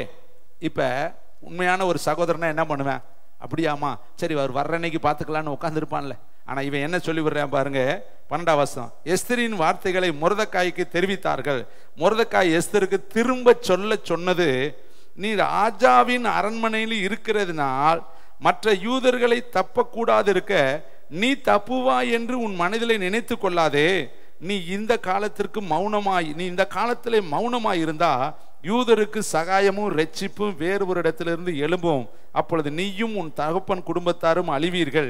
நீ இப்படிப்பட்ட காலத்துக்கு உதவியாய் இருக்கும்படி உனக்கு ராஜமேன்மை கிடைத்திருக்கலாமே, யாருக்கு தெரியும் என்று சொல்ல சொன்னான். நல்ல கைகளை தட்டி இந்த அருமையான மொர்தெகாய்க்காக நல்ல கரந்தட்டி. எப்படிப்பட்ட ஒரு சகோதரன் பார்த்தீங்களா, கூட பிறந்தவன் அல்ல, அவனுடைய இனத்தான், அவனுடைய குடும்பத்தில் இருக்கிற ஒரு நபர். அவன் இவ சிலிப்பு அடையறா, இவ அப்படியே நகர்றா, இவ அப்படியே சாக்கு போக்கு சொல்றா. ஆனா இவன் அதுல கரெக்டா இருக்கான். ஏய் நீ தப்பிச்சுக்கலான்னு நினைக்கிறியா? எல்லா யூதர்களுக்கும் அழிவு வரும் பொழுது நீ ராஜ அரண்மனையில் ராஜாத்தியா இருக்கிறதுனால நீ மட்டும் தப்பிச்சுக்கலான்னு நினைக்கிறியா? உனக்கு இந்த காலத்துக்கு உதவியா இருக்கத்தான் உனக்கு ராஜமேன்மை. பக்கத்துல பார்த்து சொல்லுவீங்களா, சிஸ்டர் உங்களுக்கு இந்த காலத்துல உதவியா இருக்கத்தான் இந்த ஊழியத்துல ஆண்டவர் உங்களை வச்சிருக்கிறாரு. கை தட்டி பக்கத்துல சொல்லுங்க, பக்கத்துல பேசுங்க ஒருத்தருக்கு ஒருத்தர். இந்த காலத்துல இந்த ஊழியத்திற்கு இந்த தேசத்துல திறப்புல நிக்கதான் கர்த்தர் உங்களுக்கு இந்த வாய்ப்பை கொடுத்திருக்கிறார். எத்தனையோ பேத்துக்கு இல்லாத வாய்ப்பு தம்பி தங்கச்சி. இந்த காலத்துல நீ எழும்பணுங்கிறது தேவனுடைய திட்டம். அதனாலதான் உனக்கு இந்த வாய்ப்பு கர்த்தர் கொண்டு வந்து உன் கையில கொடுக்கிறார். லட்டு மாதிரி உனக்கிட்ட கொடுக்கிறார். உன்னை நோக்கி அந்த அழைப்பு வருதுன்னா அது மனுஷனால் வந்தது அல்ல, அது ஏன்னா எத்தனை நாள் இங்க ஜெபம் பண்ணிட்டு இருக்காங்க. ஒவ்வொரு ஊழியத்தையும் அதிக ஜெபம் பண்ணி தான் நாங்க தீர்மானிக்கிறோம். ஒவ்வொரு ஜெபத்திற்கும் பதிலைத்தான் இன்றைக்கு நீங்களும் நானும் பார்க்கிறோம் தேவனுடைய பிள்ளைகளே. இப்ப இவன் சொல்றேன் நீ தப்பித்துக் கொள்ளலான்னு நினைக்கிறியோ? தப்பித்துக் கொள்ளலான்னு ஒருத்தன் தர்சீசுக்கு போய் என்னாச்சு? தப்பித்துக்கொள்ள தர்சீசுக்கு போனா மொத்தமா அத்தனையும் போச்சு. பக்கத்துல பார்த்து சொல்லுங்க, தப்பித்து கொள்ளலான்னு ஓடுனீங்க மொத்தமா கொலாப்ஸ் ஆகி போயிடும். கடைசியில எங்க தான் வரணும்? உள்ளதும் போச்சுடான்ட்டு எங்க வரணும்? திருப்பி தான் வரணும். திருப்பி வாடி அங்கதானே வரணும். இந்த 3 நாள் பவுலுக்கு கண்ணு போச்சு, 3 நாள் யோனாவுக்கு உணவு போச்சு. ஒரே இருட்டார அந்த மரண பயம் அவனுக்கு பிடிச்சிருச்சு. மறித்து விடுவோங்கிற பயம் அவனுக்கு வந்துருச்சு. அவன் எப்படியாவது எங்கேயாவது கரையில கக்குனா போதும், நான் போய் சொல்லிடுறேன்டான்னு தீர்மானிச்சிட்டேன். அப்பதான் சொல்றேன், நீர் ஆலயத்தில் இருந்து நோக்குகிறீர், நீர் என்னை அப்படி பார்க்கிறேன். அந்த ஜபத்தெல்லாம் நீங்க கேளுங்க. மீன் வயிற்றுக்குள்ள இருந்து ஒருத்தன் ஜபம் பண்றான்னா எப்படிப்பட்ட இக்கட்ல மாட்டிக்கிட்டேன் பார்த்தீங்களா? இன்னைக்கு பாருங்க, அழகா கூப்பிடுறப்பே வந்துருங்க. அப்புறம் ஆண்டவர் படுக்கையை படுக்க வச்சு கை பேச முடியாம, கால் பேச முடியாம, வாய் பேச முடியாம அப்புறமேல கூப்பிடுறப்ப அப்புறம் திக்கு வாய் மந்த புத்திமா வந்து நிற்கணும். அவன் சொன்னான்ல, முதல்லையே கூப்பிட்டு இருந்தாலும் வந்திருப்பேனே, இப்போ நான் வாயை திறந்தா வெறும் பேங்கிறதா எனக்கு வருது, நான் மந்த புத்தியா போயிட்டேனே. ஆண்டவர் சொன்னார், உன்னை இப்படி ஆக்குனா தானே நீ சொன்னடி கேட்பேன்னு. நான் 40 வருஷம் உன்னை ஆட்டு மேய்க்க விட்டுட்டேன், இனிமேல் வாயா ஊழியத்தை கரெக்டாக செய்யன்னு கூட்டிட்டு போனார். அப்போ கர்த்தர் அழைக்கும் பொழுது கிருபையின் காலம், இல்லாட்டா அது வேற விதமா மாறிடும் தேவனுடைய பிள்ளைகளே. இங்க பாருங்க, வேதம் சொல்லுது, இந்த வார்த்தை அவளுடைய உள்ளத்துக்குள்ள போனோடைய மொர்தெக்காயினுடைய வார்த்தை இத்தனை காரியத்தை ஏன் அவன் ஃபோர்ஸ் பண்றான்? இவ போய் ஜெபம் பண்ணினால், இவ போய் ஆகாஸ்வேர்கிட்ட பேசினால் யூதர்களுக்கு ஒரு என்ன வரும்? அமைதல் உள்ள ஒரு வாழ்க்கை வரும், சமாதானம் உள்ள ஒரு வாழ்க்கை வரும், அழிவு மாற்றப்படும், இந்த தேசத்துல ஒரு சமாதானம் உண்டாகுங்கிறதுக்காகத்தான் இந்த எஸ்தரை மொர்தெக்காய் கிட்ட போய் ஆகாஸ்வேர்கிட்ட பேச சொல்லி மொர்தெக்காய் என்ன பண்றான்? தூண்டுறான். இன்னைக்கும் கர்த்தர் நம்மளை என்ன செய்யறாரு தெரியுமா? போய் பிதா கிட்ட நீ பேசு, அதான் விண்ணப்பம். அவரிடத்துல மன்றாடு, அவரிடத்துல போய் விண்ணப்பம் பண்ணு, அவரை போய் பார்த்து ஸ்தோத்திரம் பண்ணு. ஏனென்றா அமைதல் உள்ள ஒரு ஜீவனம் 127 நாடுகள்ல வரணும் இல்லையா? உங்க வீட்டுல அமைதல் உள்ள ஒரு ஜீவனம் வரணும் இல்லையா? அமைதல் உள்ள ஒரு வாழ்க்கை உங்க எல்லைக்குள்ள வரணும்னா நீ என்ன பண்ணணும்? ஜெபந்தான் பண்ணணும், வேற ஒண்ணுமே செய்ய வேணாம். நீங்க போய் தேவனிடத்துல விண்ணப்பம் பண்ணினால், மன்றாடினால், கதறினால், கூக்குரலிட்டால், புலம்பினால், தவித்தால், உன் இருதயத்தை தேவனுடைய சமூகத்துல ஊற்றினா உன் குடும்பத்துக்குள்ள என்ன வாழ்க்கை வருமா? அமைதல் உள்ள ஜீவனம் வரும். இப்ப இவர் என்ன செய்ய ஆரம்பிச்சா பாருங்க, நேரா போய் 16 வசனம், நீ போய் அவ சொல்லி விடுறா, நீ போய் சூசானில் இருக்கிற யூதரை எல்லாம் என்ன செய்யணும்? கூடி வர செய்து. இப்ப இங்க எனக்குள்ள டீம் ஒர்க், கைத்தட்டுங்க. இப்ப நம்ம என்ன செஞ்சுட்டு இருக்கோம்? அற்புதரேசு ஊழியத்தில் இருக்கிற எல்லாத்தையும் கூடி வர வைக்கிறோம். இதைத்தான் அவளும் செஞ்சா. அன்னைக்கே இந்த ரிவைவல் வந்துருச்சு. அவ என்ன செய்றா? யூதரை எல்லாம் கூப்பிடு, எல்லாத்தையும் ஒன்னஸ் படுத்து, எல்லாரையும் ஒருமுகப்படுத்து. எங்க எங்க நாட்டுல 127 நாடுகள்ல இருப்பாங்க இல்லையா? எல்லாத்தையும் ஒரு இடத்துல, எல்லாத்தையும் என்ன செய்ய? ஒரு இடத்துல வரவை, கூடி வர செய்து என்ன செய்யணுமா? 3 நாள் அல்லும் பகலும் புசியாமலும் குடியாமலும் இருந்து எனக்காக இவங்க கூடுற, இவங்க ஜெபிக்கிறலாம் யாருக்கு ஜெபம் பண்ணணும்? எஸ்தருக்கு ஜெபம் பண்ணணும். நல்லா கவனிக்கணும். ஏன் எஸ்தருக்கு ஜெபம் பண்ணணும்? இவ தானே உயிரை பணைய வச்சு உள்ள போறா. இவ போறப்ப ராஜா சிரிக்கணுமே, ராஜா பொற்செங்கோல் நீட்டப்படணுமே, ராஜா முகத்தில் இருக்கிற அந்த கொடூரம் மாறணுமே, அந்த ஆமான் எழுதியிருக்கிற சட்டத்திற்கு ஒரு மாற்றம் வரணுமே. அப்ப நான் தானே உயிரை பணைய வச்சு உள்ள போறேன். நீ எனக்காக என்ன செய்? ஜெபம் பண்ணு. எனக்கு தைரியத்தை கொடுக்கணும், வார்த்தையை கொடுக்கணும், ஞானத்தை கொடுக்கணும், வெளிப்பாட்டை கொடுக்கணும். ராஜாவை நான் பார்த்தோன்னே பதறிடக்கூடாது, பயந்துடக்கூடாது, திகைச்சிடக்கூடாது. எனக்கு ஜெபம் பண்ணு. அதே நேரத்தில் ராஜா தன்னையும் அறியாமல் கையை நீட்டணும்னு ஜெபம் பண்ணு. தன்னையும் அறியாமல் எப்படி காய்பா தீர்க்கதரிசனம் சொன்னது மாதிரி அவன் வாயிலிருந்து நல்ல வார்த்தை புறப்படணும்னு ஜெபம் பண்ணு. இப்படி இந்த காரியத்துக்காக 3 நாள் ஜெபம் பண்ணு. அப்ப 3 நாள் என்ன ஜெபம் பண்ணிருப்பாங்க? 72 மணி நேரம் என்ன ஜெபம் பண்ணியிருப்பாங்க? ஐயா எஸ்தர் உள்ள போக போறா, இறக்கம் பாராட்டு, இறக்கம் பாராட்டு, இறக்கம் பாராட்டு, இறக்கம் பாராட்டு. ஆகாஸ்வேர் ராஜாவுடைய கண்ணில் தயவு கிடைக்க பண்ணும். ஆகாஸ்வேர் ராஜா திட்டத்தை மாற்றணும், ஆமானுடைய தந்திரங்களை அழியணும், ஆமானுடைய திட்டங்கள் உடையணும், யூதர்களுக்கு எழுப்புதல் வரணும். இதைத்தானே ஜெபம் பண்ணியிருப்பாங்க. கைத்தட்டி கதை. அப்போ 3 நாளும் என்ன செய்யறாங்க? யூதர்கள் எல்லாம் கூடி கூடி கூடி கூடி கூடி கூடி கூடி கூடி விண்ணப்பம் பண்றாங்க, கூடி கூடி கூடி வேண்டுதல் பண்றாங்க, கூடி கூடி கூடி ஸ்தோத்திரம் பண்றாங்க, கூடி கூடி கூடி மன்றாடுறாங்க, எல்லாரும் ஜெபம் பண்றாங்க. அப்ப 127 நாடுகள்ல என்ன நடக்குது தெரியுமா? யூதர்கள் எல்லாரும் ஜெபிக்க ஆரம்பிச்சிட்டாங்க. கைத்தட்டி கருது. இப்ப இந்தியாவில் மட்டும் இல்லை, உலக அளவில் எல்லா சபைகள்லையும் 40 நாள் ஜெபம் நடந்துகிட்டு இருக்கு. நம்ம மட்டும் நடக்கலாங்க. நீங்க நினைச்சிட்டு இருக்கீங்க நம்ம பாஸ்டர் மட்டும் போட்டு உயிரை வாங்குறாரா, ஜெபம் ஜெபம் ஜெபம் ஜெபம் ஜெபம் ஜெபம்னு எந்திரிச்சாலும் ஜெபங்கிறாரு, சாயந்தரம் ஜெபம் பண்ண சொல்றாரு, பாட்டு இல்லைங்க. நீங்க செய்யாவிட்டால் யாரோ ஒருத்தர் செய்ய போறாங்க. கர்த்தர் எங்கேயாவது எழுப்புதலை கொண்டு வர போறாரு. அந்த எழுப்புதலை நீயும் ஒரு நபராய் மாறணும்னு கர்த்தர் விரும்புறாரு. அதனாலதான் கர்த்தர் அந்த எழுப்புதலை கொஞ்சம் நம் நடுவிலையும் பத்த வைக்கிறார். கைத்தட்டி கர்த்தருக்கு.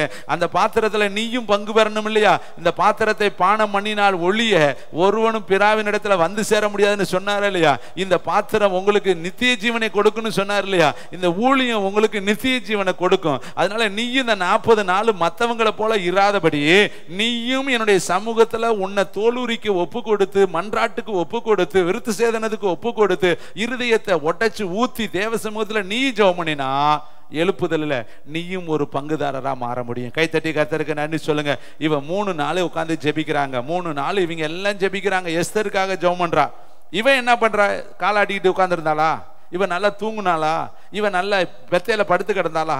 அவ என்ன சொல்றா பாருங்க, எனக்காக 3 நாள் உபவாசம் பண்ணுங்க, குடியாமலும் எனக்காக உபவாசம் பண்ணுங்கள், நானும் வாசிங்க என் தாதிமாரும் உபவாசம் பண்ணுவோம். கை தட்டுங்க பார்க்கலாம். இவளும் உபவாசிக்கிறா, மொர்தெகாயும் உபவாசிக்கிறேன், யூதர்கள் எல்லாரும் உபவாசிக்கிறாங்க. எதற்காக?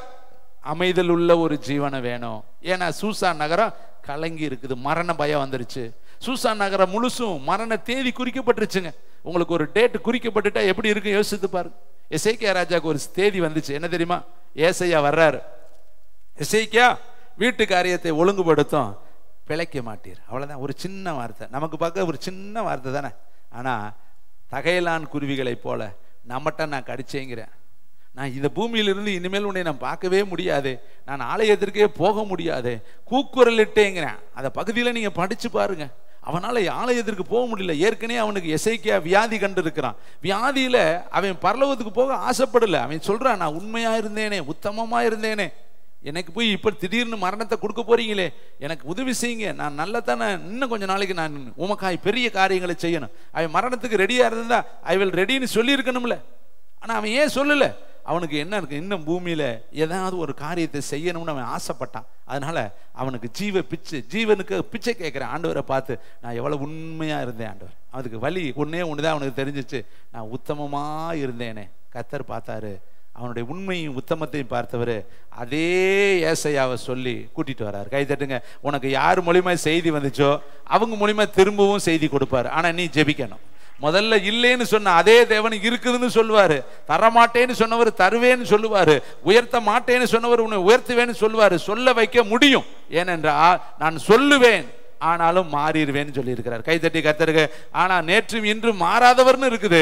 ஆனாலும் சில காரியத்தை சொல்லுவார். நினிவேவை அழிப்பேன்னு பாரு, ஆனா அழிக்க மாட்டார். ஏனென்றால் நினிவே பட்டணத்தார் மனம் மாறிட்டாங்க. நீயும் இப்ப மாறிடு. கர்த்தர் உன்னுடைய திட்டத்துக்கு உனக்கு சொல்லும் பொழுது அதுக்கு நம்ம செவி கொடுக்கணும். கர்த்தாவே சொல்லும், அடியேன்னு கேட்கிறேன், என்ன சொல்றாரோ கேட்கணும். எசேக்கியேல் சொல்றாரு, இப்படி திரும்பி படுறா, செங்கல் மேல ஏறி பேசாம படு, கையை காலை ஒடிச்சுக்கிட்டு படுறாங்கிறார். இங்கிட்டு திரும்பி படுறாங்கிறார். கஷ்டம் தானே? ஜீன் அளவாய் தண்ணி குடுறாங்கிறார். ஜீன் அளவுனா என்னது? லிமிட்டெட் தண்ணி, அதைத்தான் குடிக்கணும். ரொம்ப வாயை திறந்துலாம் குடிக்க முடியாது. அவ்வளோ இடுக்கமான காலத்துல இடுக்கமா தான் இருக்கணும். இப்ப 40 நாள் பாஸ்டிங் நம்ம பிள்ளைகளா இருக்காங்க. கஷ்டம் தான். நானும் நினைப்பேன், ஐயோ அந்த பிள்ளைகளுக்கு எவ்வளவு கஷ்டம். குடும்ப ஸ்திரீகள், குடும்பத்தில் புருஷர்கள் இருக்காங்க, பிள்ளைகள் இருக்காங்க, காலையில இருந்து சாயந்தரம் வரை பாஸ்டிங் இருந்துட்டு அவங்க எப்படி போய் ஒரு நாளைக்கு ஒரு நேரம் தான் சாப்பிட்றாங்க. இதனுடைய பிரயாசத்தை நிச்சயமா இந்த பூமியில பிள்ளைகள் காண்பார்கள். கைத்தட்டி கதை. வேலையால் கூலிக்கு பாத்திரம் பிரயாசப்படுகிற ஒரு நிச்சயமா பலன். வேலை செய்கிறவனுக்கும் செய்யாதவனுக்கும் ஒரு வித்தியாசம் இருக்கு. ஊழியம் செய்கிறவனுக்கு செய்யாதவனுக்கு ஒரு வித்தியாசம் இருக்கு. ஓவாசிக்கிறவனுக்கு ஓவாசிக்காதவனுக்கு ஒரு வித்தியாசம் இருக்கு. தேவனுடைய கூடாரத்துல கோதுமை பொறுக்கிறவனுக்கும் கோதுமை பொறுக்காதவனுக்கு ஒரு வித்தியாசம் இருக்கு. நீங்க அதை நல்லா புரிந்து கொள்ளுங்க. கர்த்தருடைய 7 கண்கள் நம்மளை பார்க்குது.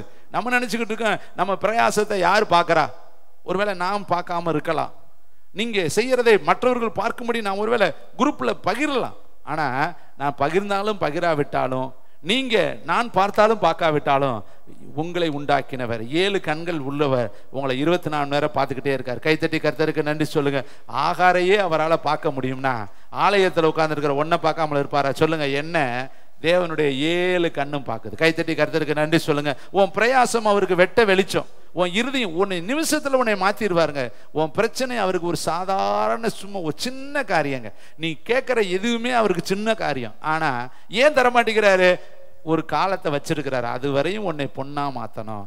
உடனே கிடைச்சிட்டா எல்லாம் உடனே கிடைச்சிட்டா அதோடைய மேன்மை உனக்கு தெரியாது. தேவனுடைய பிள்ளைகளை, துரிதமாய் கிடைக்கிறது முடிவிலை ஜெயம் பெறாது என்று வேதத்தில் எழுதப்பட்டிருக்கு. பிரயாசப்பட்டு நம்ம அதை பெற்றுக்கொள்ளும் பொழுது அதனுடைய மகிமை வித்தியாசமா இருக்கும். அருமையானவர்களே, இப்ப இவளும் ஜெபம் பண்றா. வாயில சொல்லிட்டு இல்லைங்க, இவளும் 3 நாளா ஒரு ராணி சாப்பிடாம உட்காந்துருக்கிறா, தண்ணி குடிக்காம உட்காந்துருக்கா. நம்ம கூட என்ன பண்ணிவிடுறோம், ஒரு 2 லிட்டர் தண்ணியை 3 லிட்டர் தண்ணியை குடிச்சுடுறோம். 4 ஜெபம் பண்ணோடனே தண்ணியை டடன்னு குடிக்கிறது. குடிச்சுட்டு தான் அப்பா ஜெபம் பண்ணியாச்சு குடிச்சாச்சு. ஆனா இங்க பாருங்களே, இவ புசிக்கவும் இல்லை குடிக்கவும் இல்லை. அப்ப 3 நாளா ஜெபம் பண்ண எவ்வளவு ட்ரையா இருக்கும், தொண்டையெல்லாம் எவ்வளவு வறண்டு இருக்கும், எவ்வளவு கடுமையான ஒரு பாஸ்டிங். இந்த கடுமையான ஒரு பாஸ்டிங்க்கு இவ தன்னை விற்று போட்டிருக்கா. மோசே 40 நாள் புசியல குடிக்கல, அவனும் குடிக்கலங்க. ஏசப்பா 40 நாள் புசிக்கலங்க குடிக்கலங்க. ஆனா நம்ம மட்டும் என்ன பண்ணிக்கிட்டு இருக்கோம்? நம்ம பாஸ்டிங்ல எவ்வளவு மிஸ்டேக் இருக்கு பார்த்தீங்களா? நம்ம பாஸ்டிங்லயே என்ன பண்றது, சமைச்சுக்கிட்டு இருக்கிறாங்க, பாஸ்டிங்ல துவைச்சுக்கிட்டு இருக்கிறாங்க, பாஸ்டிங்ல ஒற்றை அடிச்சுக்கிட்டு இருக்காங்க, பாஸ்டிங்ல வேலைக்கு போய் இருக்கிறாங்க, பாஸ்டிங் போட்டுட்டு கேட்டா பாஸ்டிங்னுட்டு ஊர் வேலையெல்லாம் செஞ்சுக்கிட்டு இருப்பாங்க. ஆனா பாஸ்டிங்னா எப்படி இருக்கணும் தெரியுமா? ஏசையால ஒரு சொந்த பேச்சை பேசாமலும் சொந்த புத்தி மேல செயல்படாமலும் தன்னைத்தானே ஒடுக்கி தேவசமூகத்தில் உட்கார்ந்து பரலோகத்தை நோக்கி அபயமிடுறதான் உண்மையான உகந்த பாஸ்டிங். நம்ம அந்த பாஸ்டிங்னு பேரை சொல்லிவிட்டு என்ன பண்றது, காலாட்டிக்கிட்டு எங்கேயாவது உட்காந்துருக்கிறது. கேட்டா நான் பாஸ்டிங் இருக்கிறேன் பிரதர், அது பாஸ்டிங் கிடையாது, உங்களையே நீங்க ஏமாத்திக்கிறது. உண்மையான பாஸ்டிங்னா தேவனோடு நம்ம உட்காரணும், தேவனிடத்துல இருதயத்தை ஊற்றணும். நம்ம பாஸ்டிங்னு சொல்லிட்டு அப்ப போய் நம்ம வேலை செஞ்சுக்கிட்டு இருந்துன்னு வச்சுங்க, எப்படி நம்ம ஜெபிக்கிறது, எப்படி நம்ம கர்த்தரை ஆராதிக்கிறது, எப்படி நம்ம இருதயத்தை ஆண்டவருக்கு நேரம் திருப்புவது, அப்ப நம்மை நாமே திருப்திப்படுத்துவது, அது அல்ல உண்மையான பாஸ்டிங். வேதத்தில் அதுக்கு இருக்கு. ஆண்டவர் சொல்றாரு, உன் சொந்த பேச்சை பேசாமல் இருக்கணும், உன் சொந்த விருப்பத்தை நிறைவேற்றாமலும் கட்டுகளை அறுக்கிறதும் நுகத்தடிகளை முறிக்கிறதுமே எனக்கு உகந்த உபவாசமா இருக்கு. தேவனுடைய பிள்ளைகளே, அந்த உபவாச நாள்ல முகக்கலைகள் எல்லாம் ஃப்ரெஷ்ஷா இருக்கணும், என்ன தலைக்கு பூசணும். ஒருத்தட்டையும் போய் உபவாசம்னு சொல்லக்கூடாது. நம்ம என்ன பண்றது, ஊரே சொல்லிட்டு வந்துடுறது. வீட்டுக்கார்ட்ட போய் நான் உபவாசம் இருக்கிறேன், அம்மா கிட்ட உபவாசம் இருக்கேன், தம்பி கிட்ட உபவாசம் இருக்கேன், தெரிஞ்சவன்கிட்ட உபவாசம் இருக்கேன், பூரா பெத்துட்டு தப்புக்காரை மாதிரி அடிச்சு சொல்லிட்டு, ஏன்னா இவங்க உபவாசம் இருக்கிறது எல்லாத்துக்கும் தெரியணும்னு நினைக்கிறோம், பிரகடனப்படுத்துறோம். அதெல்லாம் உபவாசம். அந்தரங்கத்தில் இருக்கிற உன் பிதாவுக்கு தெரிந்தால் போதும், வேற யாருக்கும் தெரிய வேணாம். நீ அதனால போய் எல்லாத்துட்டையும் சொல்லி கேட்டா சும்மா சொல்றது, அப்படியே எல்லாத்துட்டையும் சொல்லிக்கிறது, நான் உபவாசம், fasting brother, fasting brother, fasting brother. அவர் கேட்கவே மாட்டார். இவங்களா சொல்லுவாங்க, என்ன சிஸ்டர் ஒரு மாதிரி இருக்கீங்க, ஃபாஸ்டிங் பிரதர் 16 நாளா என்ன பண்றது. இந்த உபயம்னு எழுதி போட்டிருக்கேன் பத்தியா, இந்த கதி தான் உபயம்னு. ஒரு பேன்ல தான் ஒரு ரெக்கையை கொடுப்பேன், அதுல உபயம், அடுத்த ரெக்கையில பார்த்தா உபயம், அடுத்த ரெக்கையில பார்த்தா உபயம். ஒரு சின்ன போட்டா கொடுத்துருப்பேன், அதுல பார்த்தா என்ன அன்பு அழிப்புன்னு போட்டு அவன் பேரை கொட்டை எழுத்துல போட்டிருப்பேன். போட்டாவை விட பேர் பெருசா. ஏன்னா அதெல்லாம் மனுஷர்கள் தங்களை பிரதிபலித்து காண்பிக்கிறது, தன்னுடைய தாராளத்தை மக்கள் எல்லாரும். இது நம்ம சபைக்குள்ளேயும் இருக்கு. அப்ப அருமையான தம்பி தங்கச்சி, எதையுமே தேவனுக்கு மட்டும் பிரியமா நம்ம செய்வோம். கர்த்தர் உன்னுடைய வாழ்க்கையில மகிமை உண்டாக அவர் வெளிப்படுவார். இப்ப பாருங்க, 3 நாள் சாப்பிடலங்க, இவளும் சாப்பிடலங்க, யூதர்கள் எல்லாரும் சாப்பிடலங்க, எல்லாம் போய் பரலோகத்தை நோக்கி பார்க்கறான். எதுக்கு? ஒரே ஒரு காரியம், அந்த தேசத்துல வந்திருக்கிற அமைதலற்ற ஒரு சூழ்நிலையை, ஆபத்தான ஒரு சூழ்நிலையை, யூதர்களை அழிக்கும்படி பிசாசு போட்டிருக்கிற திட்டங்களை, அவனுடைய எல்லா விதமான அந்த நகல்களை, அந்த சட்டங்களை, ஓலைகளை, அதுல எழுதியிருக்கிற மரணத்தினுடைய செய்திகளை அபத்தமாக்கும்படியாக எல்லா பேரும் கூடி ஜெபம் பண்ணினாங்க. இந்த ஜெபம் கேட்கப்பட்டுச்சா? அவன் ராஜா கேட்கிறான் பாருங்களே. இவ உள்ள போகும் பொழுது ராஜா கேட்கிற ஒரு கேள்வி இருக்கு, உன் வேண்டுதல் என்ன, உன் மன்றாட்டு என்ன? 5ஆம் அதிகாரம் 3வது வசனத்தை வாசிக்கலாம். ராஜா அவளை நோக்கி, ஒரு ப்ராப்பர்ட்டிக்கு சொல்லவா, இந்த வார்த்தைக்கு முன்னாடி எத்தனை நாள் ஜெபம் பண்ணியிருக்கிறா? எத்தனை பேர் ஜெபம் பண்ணியிருக்காங்க? குறைஞ்சது ஒரு 100 பேர், 200 பேர், 300 பேர், 500 பேர், 1000 பேர், 10,000 பேர், தெரியல, கவுண்டிங் தெரியல, ஆனால் ஜெபம் பண்ணியிருக்காங்க. இப்போ நம்ம ஈஸ்டருக்கு எத்தனை பேர் ஜெபம் பண்ணுறோம்? எத்தனை தடவை ஜெபம் பண்ணுறோம்? தெரியலங்க. ஜெபம் பண்ணிக்கிட்டே இருக்கிறோம். 7 நாளுக்கு ஜெபம் பண்ணிக்கிட்டே இருக்கிறோம். 7 வார்த்தைக்கு ஜெபம் பண்ணிக்கிட்டே இருக்கிறோம். ஒவ்வொன்றுக்கும் ஜெபம் பண்ணி தான் நம்ம அந்த இடத்துக்கு போகிறோம். சும்மா எங்கேயுமே போகிறதில்ல. ஒவ்வொரு ஊழியத்திற்கும் இப்போ இந்த இடத்துல வந்து நான் நிற்கிறேன்னா இதுக்கு எத்தனை நாளாக ஜெபம் பண்ணிக்கிட்டு இருக்கிறோம்? நிறையா நாள் ஜெபம் பண்ணி தான் நாங்கள் இங்கே வர்றோம். அப்போ இது வந்து நான் அல்ல, இந்த ஜெபத்தை பல முறை பண்ணி தேவ ஒத்தாசையோடு நம்ம இந்த இடத்துல நிற்கிறோம். தேவன் எனக்கு வார்த்தைகளை கொடுக்கிறாரு, உங்களோடு அவர் பேசி கொண்டு இருக்கிறார். அப்போ இந்த வார்த்தைகள் எல்லாம் தேவனிடத்திலிருந்து அனுப்பப்படுகிறது. இப்போ இவன் போய் நிற்கிறானா, இந்த நிற்பதற்கு முன்பு 3 நாள் தேவனிடத்தில் உட்கார்ந்துருந்தா, 3 நாள் சாப்பிடாமல் இருந்தால், 3 நாள் தண்ணி குடிக்காமல் இருந்தால், 3 நாள் இரவும் பகலும் தூக்கத்தை தியாகம் பண்ணினாள். அவள் மட்டுமல்ல, யூதர்கள் எல்லாரும் ஒன்னஸா நின்றார்கள். இத்தனை ஜெபத்துக்கு பின்னாடி இப்ப போய் அவன் அந்த இடத்துக்கு போறா. போன பொழுது ராஜா என்ன சொல்றாரு பாருங்க. ராஜா அவளை பார்த்து கேட்கிறான், ராஜாத்தியே கை தட்டுங்க. என்ன கேட்கிறாரு? ராஜா எப்படி கூப்பிடுறாரு? பேரை எஸ்தரேன்னு கூப்பிடல, அழகா சொல்றாரு, ராஜாத்தியே உனக்கு என்ன வேண்டும்? நீ கேட்கிற மன்றாட்டு என்ன?